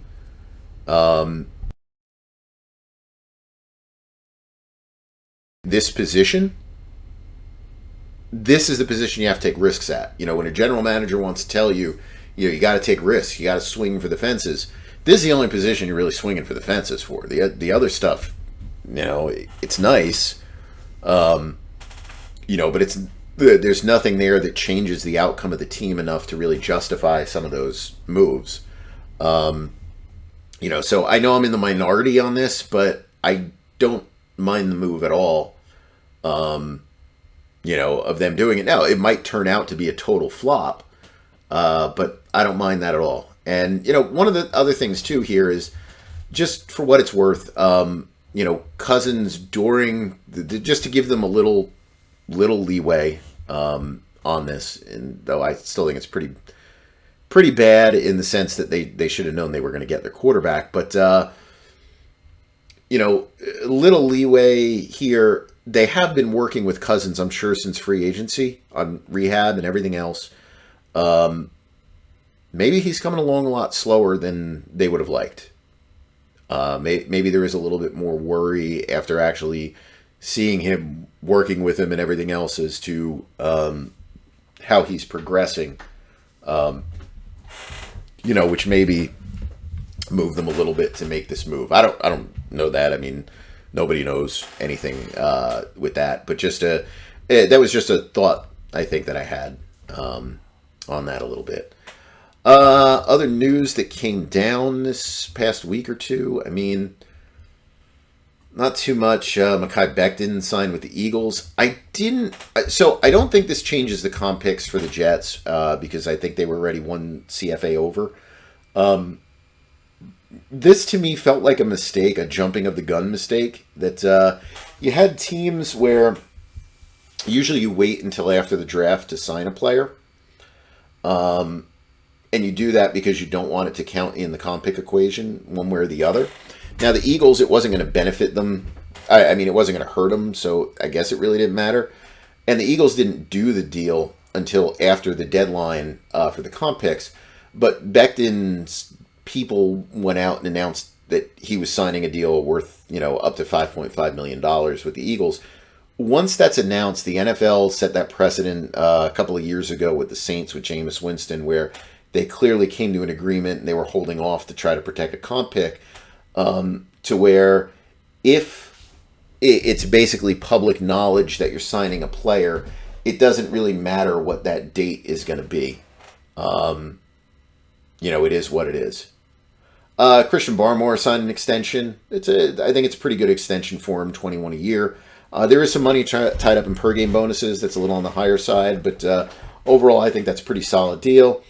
A lot was made about Travis Kelce. That was one of the funniest ones that I can recall. You had a bunch of reporters who were out there saying he signed a 2-year extension, was now signed through 2027. They all got the same text. It was obviously worded strangely, and they all got it wrong very quickly. All had to say, nope, just signed for 2 years. Guarantees were all wrong in there, and everything else. Basically, all the Kelce deal is they gave Kelce a $4 million raise for this year. Next year remains the same, except they moved money up into a roster bonus from the P5. So, they did some things with that. I saw Florio put out an article that, Kelce has potential to make more money than this doing whatever. I'm not exactly sure how. He was going to make $13 million before, give or take a little. I think it was 13, and now it's 17 this year. I don't know. Maybe their podcast is that popular. Maybe the stuff that he's getting with Taylor Swift, but I don't know. I see him, on the commercials with Mahomes and some other things. I don't know if I'm seeing that. I mean, that's like ridiculously high-end television announcer money, right? So I don't know if I see that, but whatever. Rashad Bateman, that's a weird deal too. He had some mistakes that were made that led to that one. John Franklin Myers gets traded to Denver. This is a pennies on the dollar kind of trade. He redoes the deal with them, 7.5 a year. Who knows what that is, but he said the Jets didn't make him an offer like this, so obviously the Jets were not interested in keeping him at any kind of realistic number. I thought that was a little bit of a mistake, but whatever is what it is. We had A.J. Brown signing an extension. Amon-Ra St. Brown signing an extension. Man, they're very unique deals. The A.J. Brown deal is a unique deal. The other one's not. The other one has some unique traits to it. I'm already too far into this to really go way down the rabbit hole, but A.J. Brown's contract to me was very much you're getting a phone call from an agent saying, look, you just made Devonta Smith the highest paid receiver on your team. That ain't gonna fly. And you look at all these different numbers, and you look at what they did. Basically, for the most part, they guaranteed an extra $16 million. It's not that much more than was in the existing contract. I think when you break down the numbers, I really think what happened here is he obviously was unhappy about where the deal was in relation to the Smith deal. They didn't give him really any extra money this year. I think it's actually the same as on his prior contract. Yeah, 0. So, which is rare. You never see that in extension. You always get some kind of raise. Almost always. It's very rare to not get a raise at all. I think the way this was looked at was he was going to earn on his prior contract, I think it was $16 million next year. Let me see. A.J. Brown was going to earn $16 million. And then the next year he had this balloon payment of 31, which, was never meant to be a legitimate contract year. It was just there to boost the annual value of the deal. I have a feeling that what happened here is A.J. Brown's side said, look, you don't do a new deal. There is no way that he is playing next year for $16 million. No chance. He's holding out. I'm just telling you right now, that's what's going to happen. And I think the Eagles agreed to say, okay, we'll buy that one, but at the same time, we're not going to honor this $31 million either in any kind of extension. Like, you want the 16 thrown out, we'll throw out the 16, let's throw out the 31. Let's just keep this year as is, because, we're probably at the limit of what we can do with our budget. So we want to keep this year basically as is, and let's essentially do a new 5-year contract. And when you go up to the new money, now this is over the old deal. It's a 14 extra and then a 12 extra. I'm sorry, a -2. Again, these numbers are so small relative again to everything. I'm looking at this more along the lines of, 30 million, 29 million, 21, 33, 31. This to me reads more like a legitimate 5-year contract. And I think that's really what this is. I think this is more along the lines of, okay, throw this old deal out. That's our whatever existing contract. I'm going to look at this deal as a 5-year contract worth, I think it works out to $28.6 million a year. I'm going to guarantee you, basically the first 2 years of this deal, and, a little bit of extra money in the third year of the contract, and that's that. And I think that is really what this was about. So I think around the league, I think people are going to value this as 5 for $28.6. I don't think they're going to value this the way that I am, which is a new money deal for $32 million, which is how it was also reported. I think people are going to value this more along the lines of the way Aaron Donald's deal was valued, Aaron Rodgers' deal was valued, in terms of being like a contract where really you're just ripping up the old deal and actually doing a new one. I think that's more what this was. That's probably the way that I would look at it versus, a legitimate 32. Amon-Ra's deal, which came in at 30 million and change to be the highest on paper, again has one of these balloon payments at the end of the contract. I think it's 37, 36 in cash in that last year, which is, it's not a year that's going to be valid towards the contract whatsoever. This was an interesting deal from the perspective of, it looks as if what they did, based on what I was told, in the final year of the contract, they put in an option bonus. And basically it was done to do a couple of things. Normally, in the last year of a contract, a team would put a roster bonus in there for a couple $1 million to give the player some clarity about roster status in the final year of his deal. And then the rest would usually just be a P5. But what they did here was really kind of interesting. So there's 2 options in the contract. The first option is for $5 million, and that basically works the same as a roster bonus. It's due 5th day of the league year, 3rd day of the league year, 10th day, early in the offseason. But they should be able to prorate it over 4 years. They can exercise it, they can opt out of it, whatever they want to do. But then they put a bigger one that's in there that's due in September. And, again, that one prorates. But the big thing about it is they now have that ability to use all those months to work out an extension or to trade him. Because I don't believe he has a no-trade clause. And to have him on the cap at about $26 million versus, if they paid all that money up in there, he'd be at a cap charge of, I think, 42 or 43.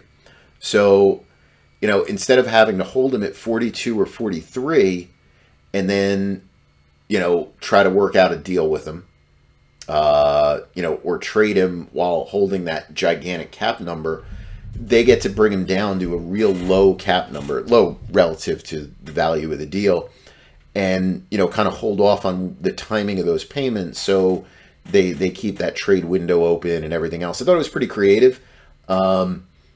It's the first deal I've seen structured in this manner. Obviously the Eagles do these tradable options all the time, but not with this structure, and the Eagles just do them in every year of the deal.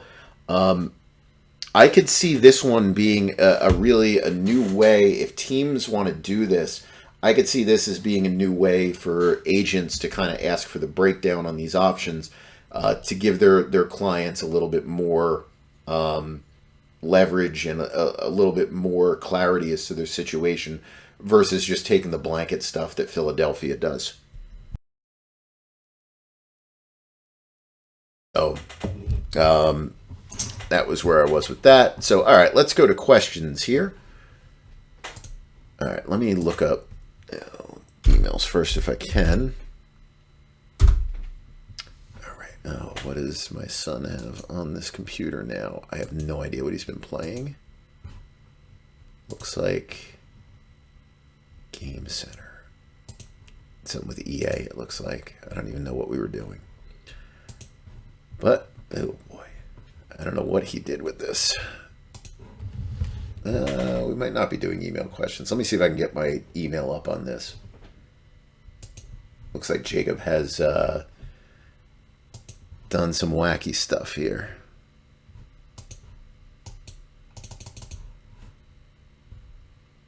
Let's see. Let's close out this.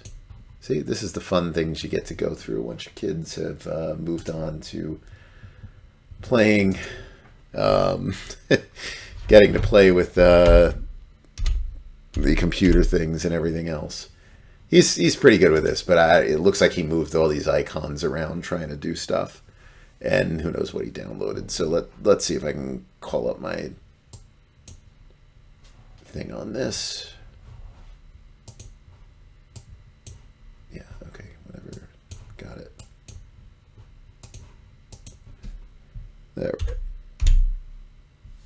All right, let's see if my email still works on here. Looks like it does. All right. I don't even know if I have any email questions. I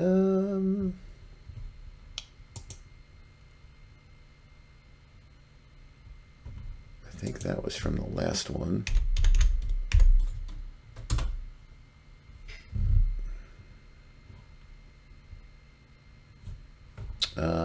Sorry. I know I'm taking quite a while here. And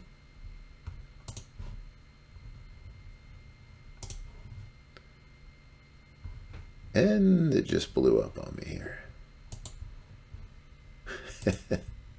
All right, this one is not going to work out, I think, here. I'll try it one more time.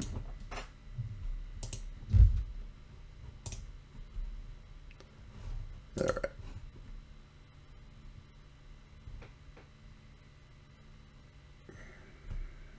Okay, here we go again. Take two.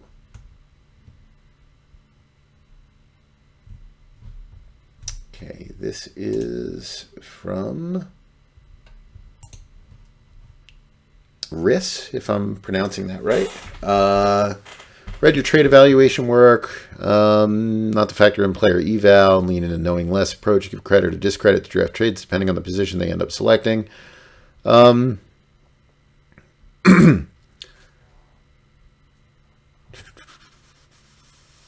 Giving credit for trading up and drafting a DT when DT other valuable positions would have been available with the original pick seems to be rewarding something that isn't there. No, that's true. So, that was kind of one of the things that I mentioned before, where, when you do move up and you're trading for a player, when you're trading into that position, in some sense, yeah, you have to also factor into it, which I'm not going to do, just because I'm trying to base it in a sense based on the fact that when you're trading up for a specific player, specific position. But you can, if you think the same position will be drafted, I mean, you can throw that into the trade calculators and you can change the dynamic of it based on, what you think positional availability is. Let's say that, you would say there's a 70% chance that a defensive tackle would be available and a 30% chance it would be somebody else. You can use those to come up with a, kind of what a positional value would be based on a 70-30 matrix of the, average positional outcome, defensive tackle outcome, and, plug that in there with the later pick and see. But yeah, that's absolutely part of the trade evaluation is, when you are the team that's trading up, have to take into account, really what is that difference in value? What am I gaining by moving up for in this case, the top defensive tackle that was in that round, versus the second defensive tackle taken, the third defensive tackle taken, the fourth defensive tackle taken. Whatever player would have been available when they were there. And, I think when you get into those trades, now, again, the trade in the Falcons case was not, not that damaging, I think, in that respect, because they didn't give up a lot. I think it was the 194th pick was the value, that I came up with on that. But, that is giving credit to the teams for saying like, okay, well, this is the guy we want. And, we believe he's the best guy available. But absolutely, you should be looking at all the different values that, that exist, or, what that spread would be between this particular player and, player 2 or 3 on the defensive tackle board, available in that round, to come up with a value on the trades that way. I think that's absolutely accurate. All right. I think that's the only one I saw in my email, which looks like it closed once again on that computer. So let's go to this. I gotta say that one of the things that's gone on with Twitter is my profile is all messed up these days. And I don't know why. It's like it'll show me things that are in my replies that were, were in my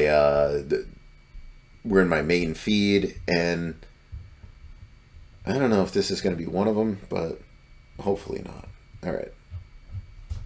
Let's see what we got here. All right. Davey, once again, would like to know if he can have some money. And once again, I'm going to say no, at least not from me. Razor Boy, why does Joe Douglas consistently use half his draft capital on running backs and defensive backs? He's an old school. When it comes to the running back, I mean, I think he's just old school. When it comes to what he's looking at as the importance of that position in the offense that he would like to run. So I just think that that's the offense that he kind of wants to run with that. And we have a special guest appearance here from Megan. Megan had a guest appearance, I think, a couple weeks ago, right, Megan? Probably. Yeah, I think so. Before that, Megan used to be a mainstay of the podcast when I used to do them many, many years ago, when Megan was probably like 5 or 6 or something like that. And maybe 7 even. Probably more like 6. And she'd make some surprise appearances. And then I really didn't do too many podcasts for some time, but Megan's back. Megan, you want to go on the camera at all or no? Sure. You want to? Okay, well, the camera's over there, so you just got to poke your head in front of me.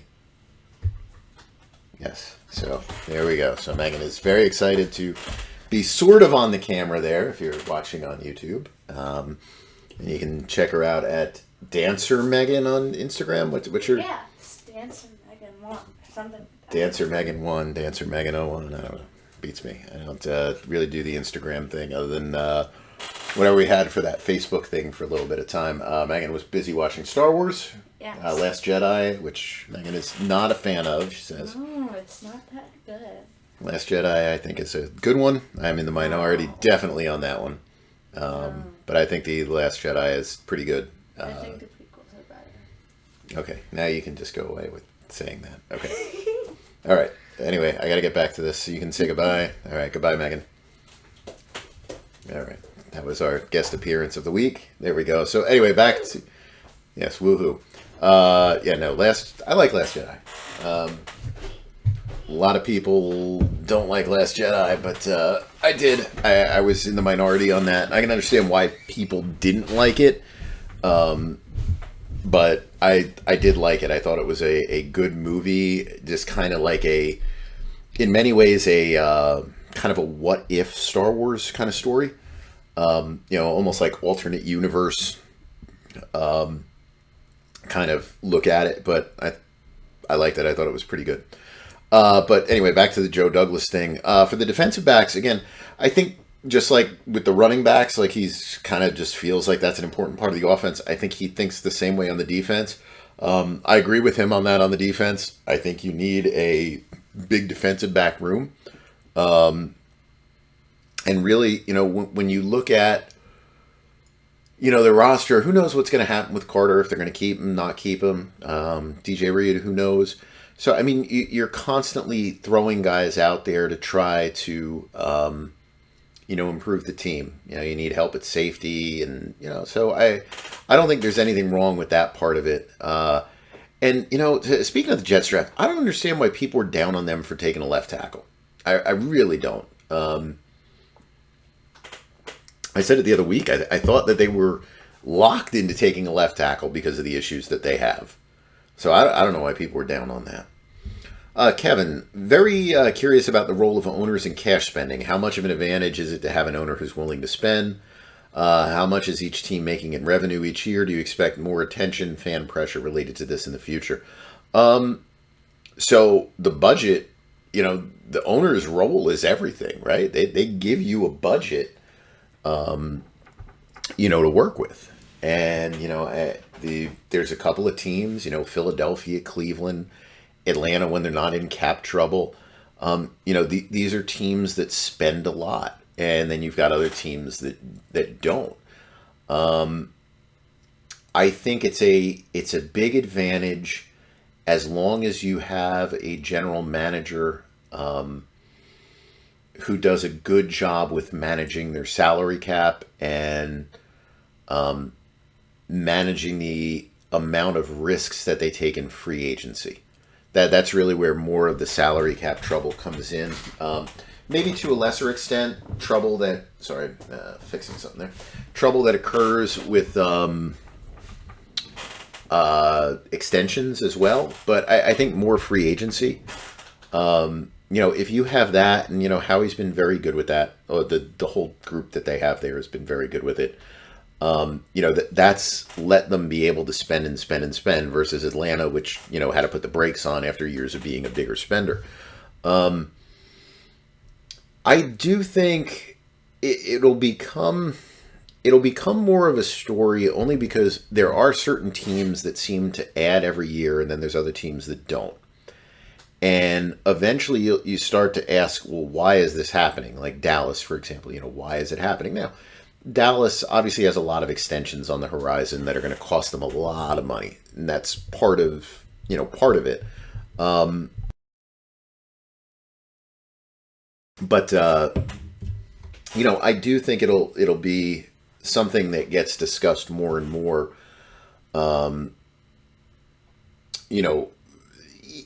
More so than in the past, where it was really just like Buffalo and Cincinnati that used to get the, oh, well, they don't spend, because they didn't. I mean, those teams were so cheap back then. When your money was based on salary cap spending, the Dolphins, the Bengals would add $1 to a deal so they could max out the cap charge without having to take the minimum salary benefits on those contracts. And cheap as could be. So I do think that it will be more of a thing that's discussed, because there's there's just certain teams that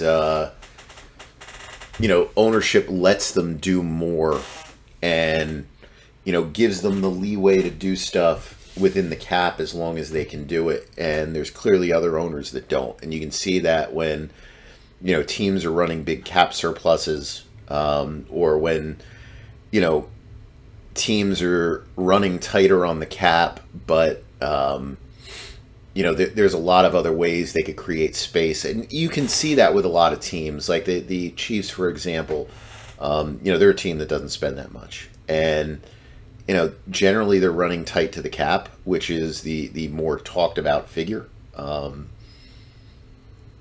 Whether it should or shouldn't be, I mean, you can argue that, but by being tight on the cap, it masks the fact that they're cheap every year when it comes to the roster. Now, they get by with it because they've got this great quarterback and they win Super Bowls. You got great quarterback, great coach, and it's a deadly combination. I mean, you really only had, Brady was that combination. Montana was that combination.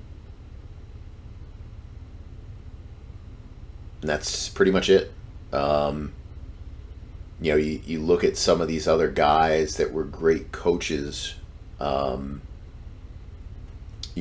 the years. It's usually an either or. A lot of that was 80s, like, Parcells would be with guys. I mean, Phil Simms was a good quarterback. Not a great quarterback. Joe Gibbs was amazing with the group that he did it with.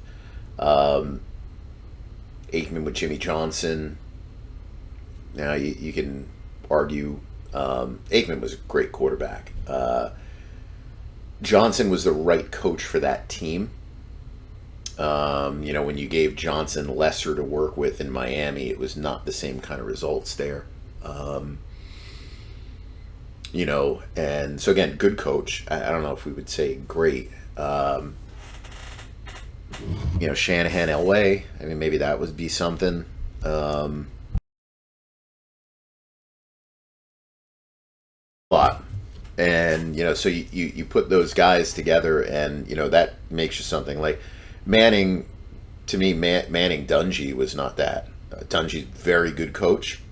Dungy was not a great coach. He was not. I wouldn't put Dungy on the level with the Belichick's of the world. Terrific coach. Long resume. Terrific regular seasons. Won Super Bowl. So not discounting any of that. Just it's not the same as when you've got the one of these like super top coaches and the top quarterback at the same time. Connor, I noticed there's been no buzz about Travis Etienne wanting a contract extension, even though the Jags picked up his fifth-year option. You think running back contracts will become easier now that players understand that the massive contracts are no longer coming? No. I think Indianapolis doing the deal at 14 for Taylor, I think sets a expectation level, at least on an extension. So even though, when you look at Barkley, who was at 12.8 as a free agent, I think, you had Jacobs at 12, Barkley at 12.6, Mixon then on the wacky deal at 10. I think, again, a lot of this becomes these games of chicken. Well, do you really want to try free agency where nobody hits? Or do you want to take this offer that we'll give you for 12 or 11 or whatever number they want to throw out there? But I think the Taylor deal kind of throws expectations higher if you want to do an extension, to where somebody is going to come back and say, well, yeah, the market is 12.6 in free agency, and we're fine with going into free agency and seeing where the chips fall. But the market on an extension is 14 and 15 for Taylor and Kamara. That Kamara deal's a lot lower actually than that in reality, but I think that is I think that's kind of the discussion that's going to go on. I don't know if it'll necessarily be easier. I don't think you're going to get players asking for, where we went through like a couple of years of, well, they need to be paid like a wide receiver or, you know, it should be one of the most important positions on the, like that part of the discussion is done. But, I think in terms of asking for 14, 15 a year, I think that still exists. But it becomes a game of chicken. And Indianapolis is the team that blinked on the Taylor deal. I'm sure they regret it. And the question will just be, do the Jaguars do the same? Taresh, how should we treat guarantees in a contract? Example, Jacobs. Basically, a one-year deal with team options for the future, asking since teams draft replacements after signing players in free agency. Would the Packers be inclined to run Jacobs into the ground and then cut? So I think if we were talking about other teams, the answer would be yes. The Packers, I would say no, and it's just simply because that's the way that the Packers do business with their guarantees. And typically, Green Bay does look to keep their players, even if it's on a restructured deal or renegotiated deal where they bring the salary down a little bit. I wouldn't put Green Bay in the category of the Steelers or the Bengals, where usually you don't get cut, very early into a contract. But I don't look at it like a mechanism to say, well, we're just going to beat you down and know that you'll have no free agency value next year. So I don't think that holds true for Green Bay. That being said, I think that, for other teams, you could do something like that. But, I've always been somebody that says you look at structure, you look at what a player earns in the first year of the contract relative to what they're going to earn in the second year of the contract. Look at what the dead money is going to cost. Look at the combination. What is a team saving cash?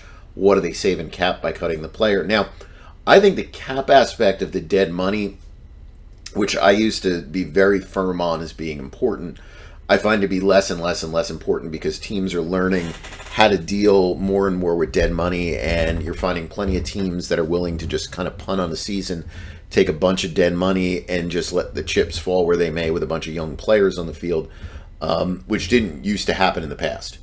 So I've changed my opinion a little bit when it comes to those kind of things with the contract structure. But overall, I still look at that structure to see if all those numbers make sense relative to the skill level of the player, how he's performing, and then what you might expect to be, a decline the next year. What do you think of the Saints offseason financially so far? Didn't touch Taysom, AK's contract. Only signed free agents to one-year deals. Left door open to clear Lattimore off the books.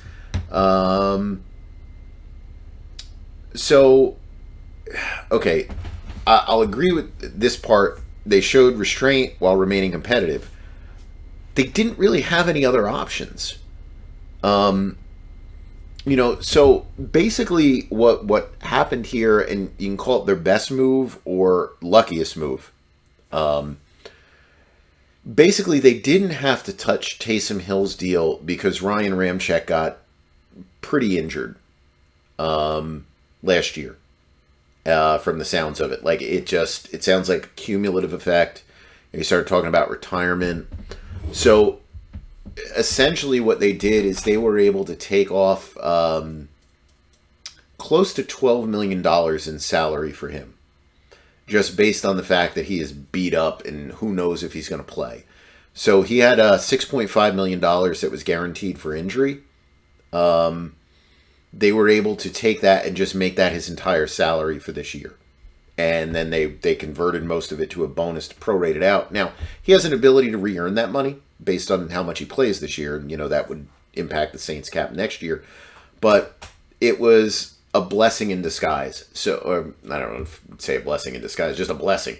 From the money perspective, they got huge savings out of Ramczyk that they wouldn't have gotten. And then you got that boost to the cap of about $10 million from what the teams were originally planning on. So I think that that helped them with not touching that Taysom Hill deal or the Kamara one. But I think from the restraint aspect, it's still almost like they were kind of forced to do it. But I do think that they have realized that they can't push anymore. Like, this year was really bad where they were at. When you look at how the team has not, really been competitive, at least to the extent that you need to be with the amount of resources they have invested in the roster. I do think this is the first time they probably looked at this and said, okay, we do need to start planning exit strategies as best we can from these contracts, because we didn't have it this year. We still probably don't have it next year with a lot of guys, but I think they're looking to not compound it to be, a complete disaster in the future. Justin, why did the Eagles give A.J. Brown an extension? Was it to appease him after they signed Smith? Yeah, so that's my kind of thought on it. They didn't change much this year. This is a let's make everybody happy extension, and they should still have the same rights to trade and everything else in there. So I think that's the main reason. So I think the issue for the Eagles with this one is if Brown does decline, and this is the age I think where you start to get worried with wide receivers. They did guarantee future money that wasn't guaranteed. But, he is a big name. So I think if you see that decline start, if I'm the Eagles, I'm shopping right away and, seeing what you can get. LP, can you explore the decisions facing the 49ers specifically related to Ayuk, Purdy, Samuel, with also several other impending UFAs? The 49ers' best opportunities are probably closed now. Barring Purdy taking another step forward, which can happen. If you want to go back, and I know most people will bring him up as probably a comp to Brady, as being like the, late draft pick that kind of exploded. I know there's other guys, that you could bring up, like a Romo or something like that. But, Brady, Romo is, most people look at Romo as like an announcer now. They forget the Romo, the quarterback. So Brady is the guy that gets brought up. And, Brady took a long time to develop into being like that level of player. I don't think Purdy's going to develop into that level of player, but, he, because of the success, and, he's been fine, he has a lot of leeway to develop that normal players probably wouldn't have that are drafted late. So, there might be that opportunity for him to really, come into his own, which changes everything. But with the other stuff, it's a financial pinch. They've got a lot of big deals on that team. Not a lot of cap room. They didn't get the comp picks they were expecting this year. They're navigating through stuff. I think it's very clear that they wanted to trade Ayuk, and they were not getting the calls they expected on him. It was leaked out then the next night that they were willing to trade Samuel. I did not see him in any way, shape, or form going for like a second round pick. But that story was leaked, second, third round night of the draft. And to me, he's like, bring back a fourth rounder. I know we can look at splits, and, he's a very dynamic player who's up and down. I think the injuries worry people. I think the lack of consistency worries people. I don't know what I'm surprised they weren't able to trade Ayuk. I think he's a very talented player.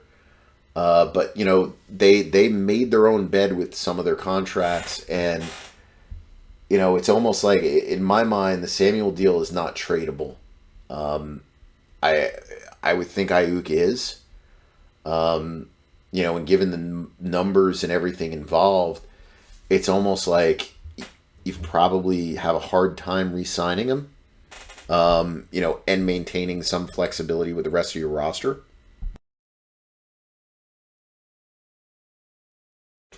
I think the other issue for San Francisco, the deal they did for Nick Bosa was gigantic relative to the other contracts in the league. Certainly if you're basing it off TJ Watt, even if you're basing it off Aaron Donald. And, while Nick Bosa is special in terms of, all the intangibles and stuff like that, it sets a standard that, when you're Ayuk and you're looking for a new deal, it's like, you gave Bosa 34. So why are you going to balk when I'm asking for 29? That's top of the wide receiver market. You made him the highest paid. You made Kittle the highest paid. You made Debo, right up there, with those highest paid players. And, you leave yourself very little wiggle room. Same with Purdy. Like, people are putting him in and saying, well, he's a late pick. He'll probably sign for like Daniel Jones money. And they don't have other options, besides the franchise tag. But, even that would be hard for him down the line with, some of their cap issues. But, again, it just comes up to, well, you made this guy around the highest paid, this guy the highest paid, this guy the highest paid, this guy the highest paid. Like, how do you get around, especially with your quarterback, not making him the highest paid when you went to the highest paid for a linebacker, highest paid for a tight end, highest paid for an edge rusher? So, I think all those things work against them when you're trying to field a competitive roster of good players. And, you've pushed too many guys probably high on the salary scale to where that can come back and hurt you when you get into these other negotiations. Stevie, given the Jets are all in this year, is there any chance they move a buck or two around to try to bring in Bakhtiari, Kean Alexander, McGovern? Yeah, I mean, these guys aren't making a lot of money. Bakhtiari plays like a game a year. I mean, how much could you really, pay him? Yeah, I think that's supposed to be Quan Alexander. I think was he minimum last year? I think he might have been. They might. I think the Jets are going to be, you're going to watch to see how they do, and I think they'll be a team that'll be involved with trade deadline deals more than, unless Aaron Rodgers is demanding somebody come in, I think more than, looking to add in the cheap veterans right now. Mark, you always talk about a team should keep drafting quarterbacks until they get their guy. What are your thoughts on the Falcons signing one and drafting one? So, like I mentioned before, I thought drafting one, not a bad decision. I think signing one, that's a little bit more iffy for the amount of money they did. I think Atlanta would have been better off going down the stopgap Sam Darnold route and drafting somebody than spending this kind of coin and drafting somebody. It's almost like they negate each other somewhat, with the money that was involved there. But I don't have any issue with them drafting quarterback. Stezo, do you see the Seahawks trading someone to create cap space for the season? If so, is Draymond Jones the most likely candidate with the drafting of Murphy in round one? No, I don't think. They just signed him last year, right? I don't think they'll find that market for him. I think Seattle is going to be a team that trade deadline is in the market to move players if the season doesn't go great. I don't think it'll go great for him, but that's why I played the games. It's not based on what my thoughts are, but I think they will be a team that has movable parts. DK Metcalf, Jones in a trade mid-season. I think there could be some value there. But I think they will move salary around to deal with signing all their rookies. But I think during the year, I think that's where you might see like DK Metcalf or something like that as a possibility, on a trade if the season doesn't go well. Stevie, I see the Jets have $50+ million in dead cap. I'm guessing most of that is off next year. Otherwise, any player on the rosters now might be salary dump in a trade or just let walk. So, Man, that's a good question. So the Jets are going to have a lot of dead money next year if this season does not go well. The Jets have a lot of players on next year's team that have contracts that are basically voided out deals. So DJ Reed is going to leave him with 4.6. Hassan Reddick, that's a nothing. Tyler Conklin will leave him with $2 million. Tyron Smith will leave him with at least 3.6. There might be more. Kinlaw will leave him with 4.4. Mike Williams with 5.4. That's nothing. So, they already have built-in dead money for next year based on the nature of some of their contracts. I think when you look at the Jets roster this year, obviously you're not going to get anything for Alan Lazard. You're not going to trade Mosley away. You're not going to trade Quincy Williams. I don't think... Carter could have him more. I don't think they'll trade Carter, but... I'm just looking at the players here, exception of maybe a Mike Williams. I don't think there'd be a market for him probably either. I don't think the Jets are in a position where if things aren't going well, I don't think they have players on this roster that they would be willing to trade that anybody would want. If things don't go well, the only players on this roster that teams are going to want are Quinnen Williams. Maybe they could flip Hassan Reddick middle of the season. That would be a player that they could probably flip. But other than that, I think it would be Quinnen Williams, Garrett Wilson, Sauce Gardner, and I think those players from Joe Douglas's perspective are going to be considered untouchable. Season doesn't go well. You got a new GM next year. Everybody's on the table, for trade. But for this year, I don't see players that they can really sell on if things are going badly. Reddick would be the only one. I think that would be a guy that obviously doesn't have a future with the Jets. Jets would have paid half his money anyway for the season. And his success or failure is probably very independent of what the Jets do. So I think that would be the one player that they might be able to move in a trade if the season is lost. But otherwise, I think the year to watch is next year. Jeff, what do you expect of Sam Darnold or Drew Lock type?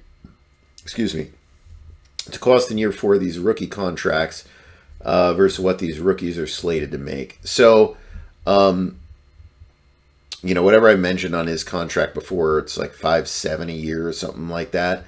I would expect a guy like a Sam Darnold to, probably have a salary anywhere from $4 to $6 million a year with upside to, something like 15. And it's high-end upside. I'm not just talking about playing. Drew Lock probably a little bit less. But I would guess that's around what that would be. Now, if you mean what would the cost be for those players, 4 years from now if they play well, if like Sam Darnold does whatever, it'd be like Baker Mayfield making 33. But if you just mean what are the market for that style of player, it's probably in that $5 million range in base value. Craig, how do you assess the value of the rookie contract window for QB? Well, obviously it gives you a significant savings. If you look at what the value would be for that player on a contract extension versus what you're paying him now, it's a massive gain in value if you're choosing to spend that. Not all teams do. Not all teams can. There's other limitations that come with it. But when you've got a cheap quarterback, it gives you a lot of leeway to spend more. A couple of years ago, I'd done a study on that. I looked at teams that had a rookie quarterback, and how much more they spent on average in terms of the annual value of the roster.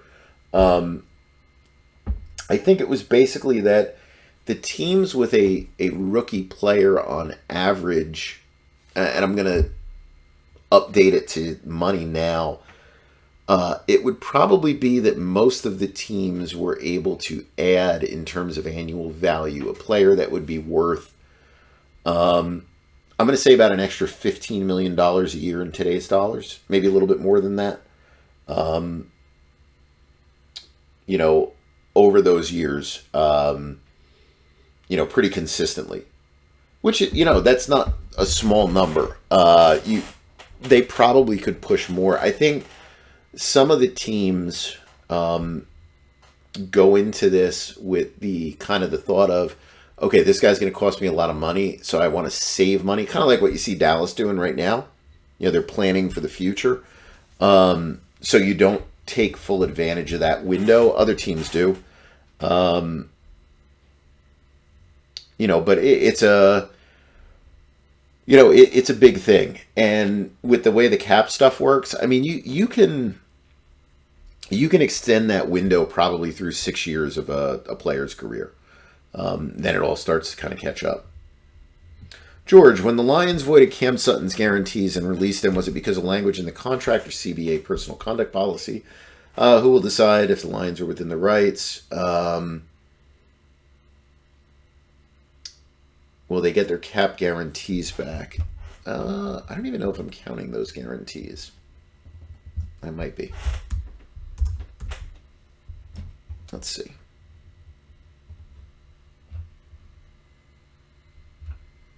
Whoops, I just pulled up the wrong player. Who did I pull up?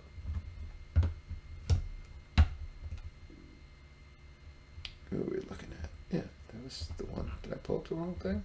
Pull the tight end. I gotta probably find Cameron Sutton. And we're frozen. Okay. Alright, who knows what that is. I'm not sure if I have that in there or don't have that in there. So the guarantee is voided based on language in the contract. Now, language in a contract sometimes does refer to personal conduct policy. So in that sense, it's because of that. But the actual voiding language is always individually put in there by a team as to what can cause the voiding of a guarantee. If the money did count on the cap this year, I just don't remember if it did. And for whatever reason, this doesn't want to work right. All right, here we go. Let's see if it's working now. Yeah, so I'm not charging them for it. I don't think, at least. And I could be wrong, but if they are being charged for it, or if I do have that in there and I'm just not, I might have put it in the cap charge and just put no cash down. It'll probably be next year, but it would go through arbitration process first. I think the courts usually come into play more along the lines when you have an issue that is like medical. Like you got a team doctor did a surgery and didn't go the way you would have expected. Those kind of things. You got a injury turns into a career-ending injury, and in part it's because of the medical care that you receive from the team. Like those things go to court. This kind of stuff usually goes to arbitration.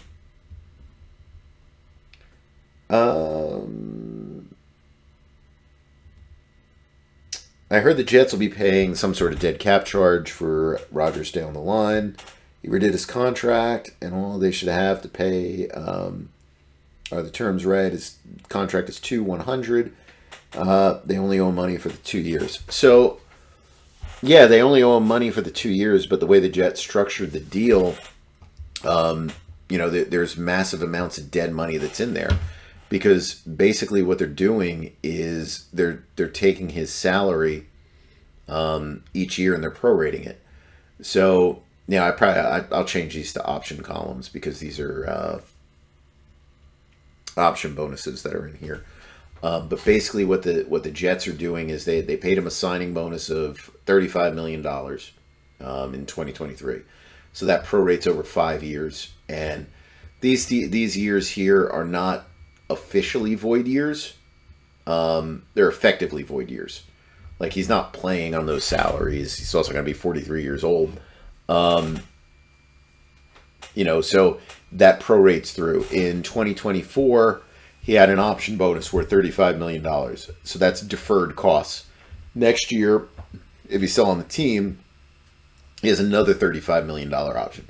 Those are deferred costs. So when his contract voids, here, the Jets have $63 million to deal with.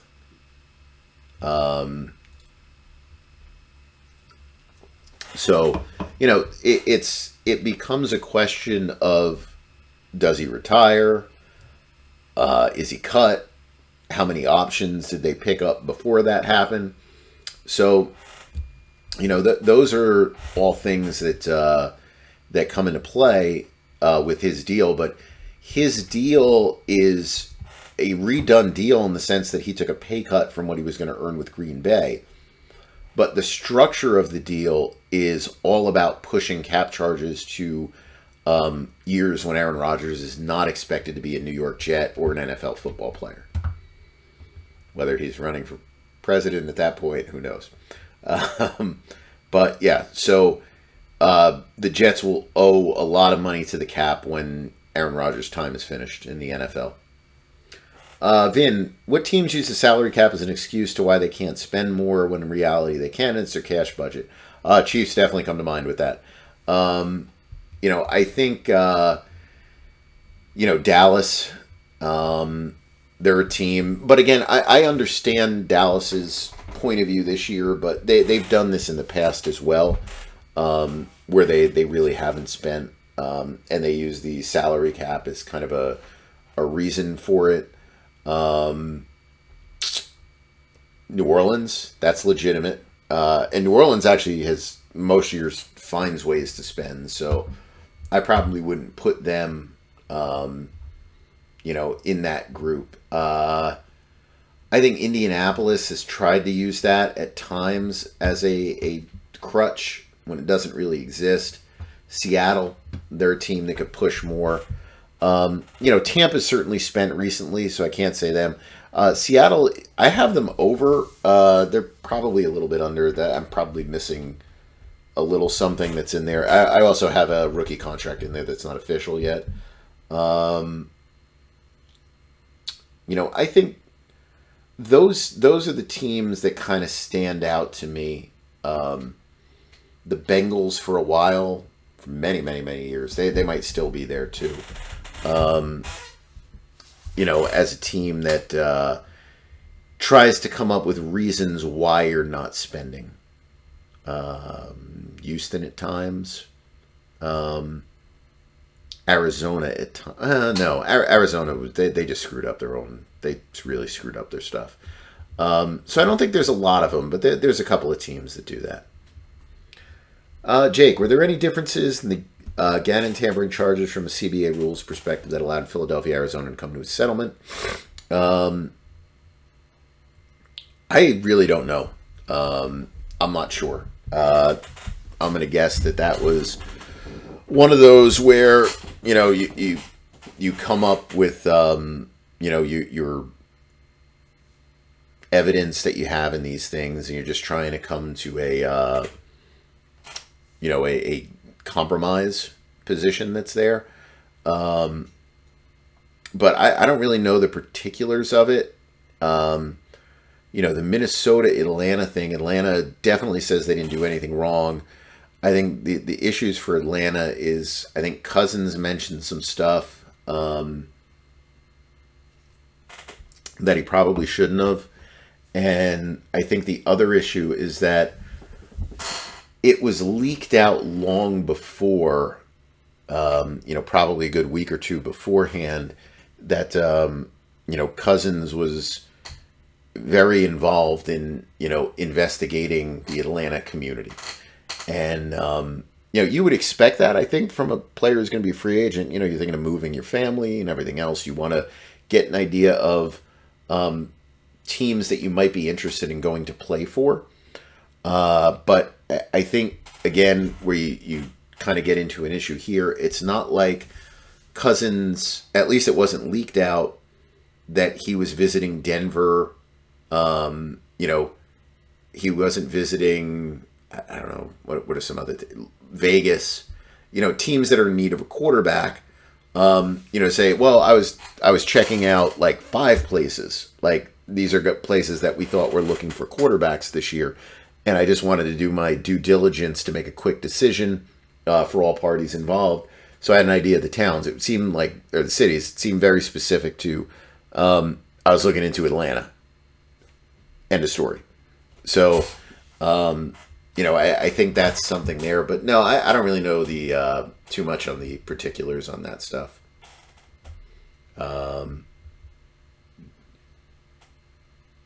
Let's see. All right, this might be the last one. I'm thinking this might have been the feed.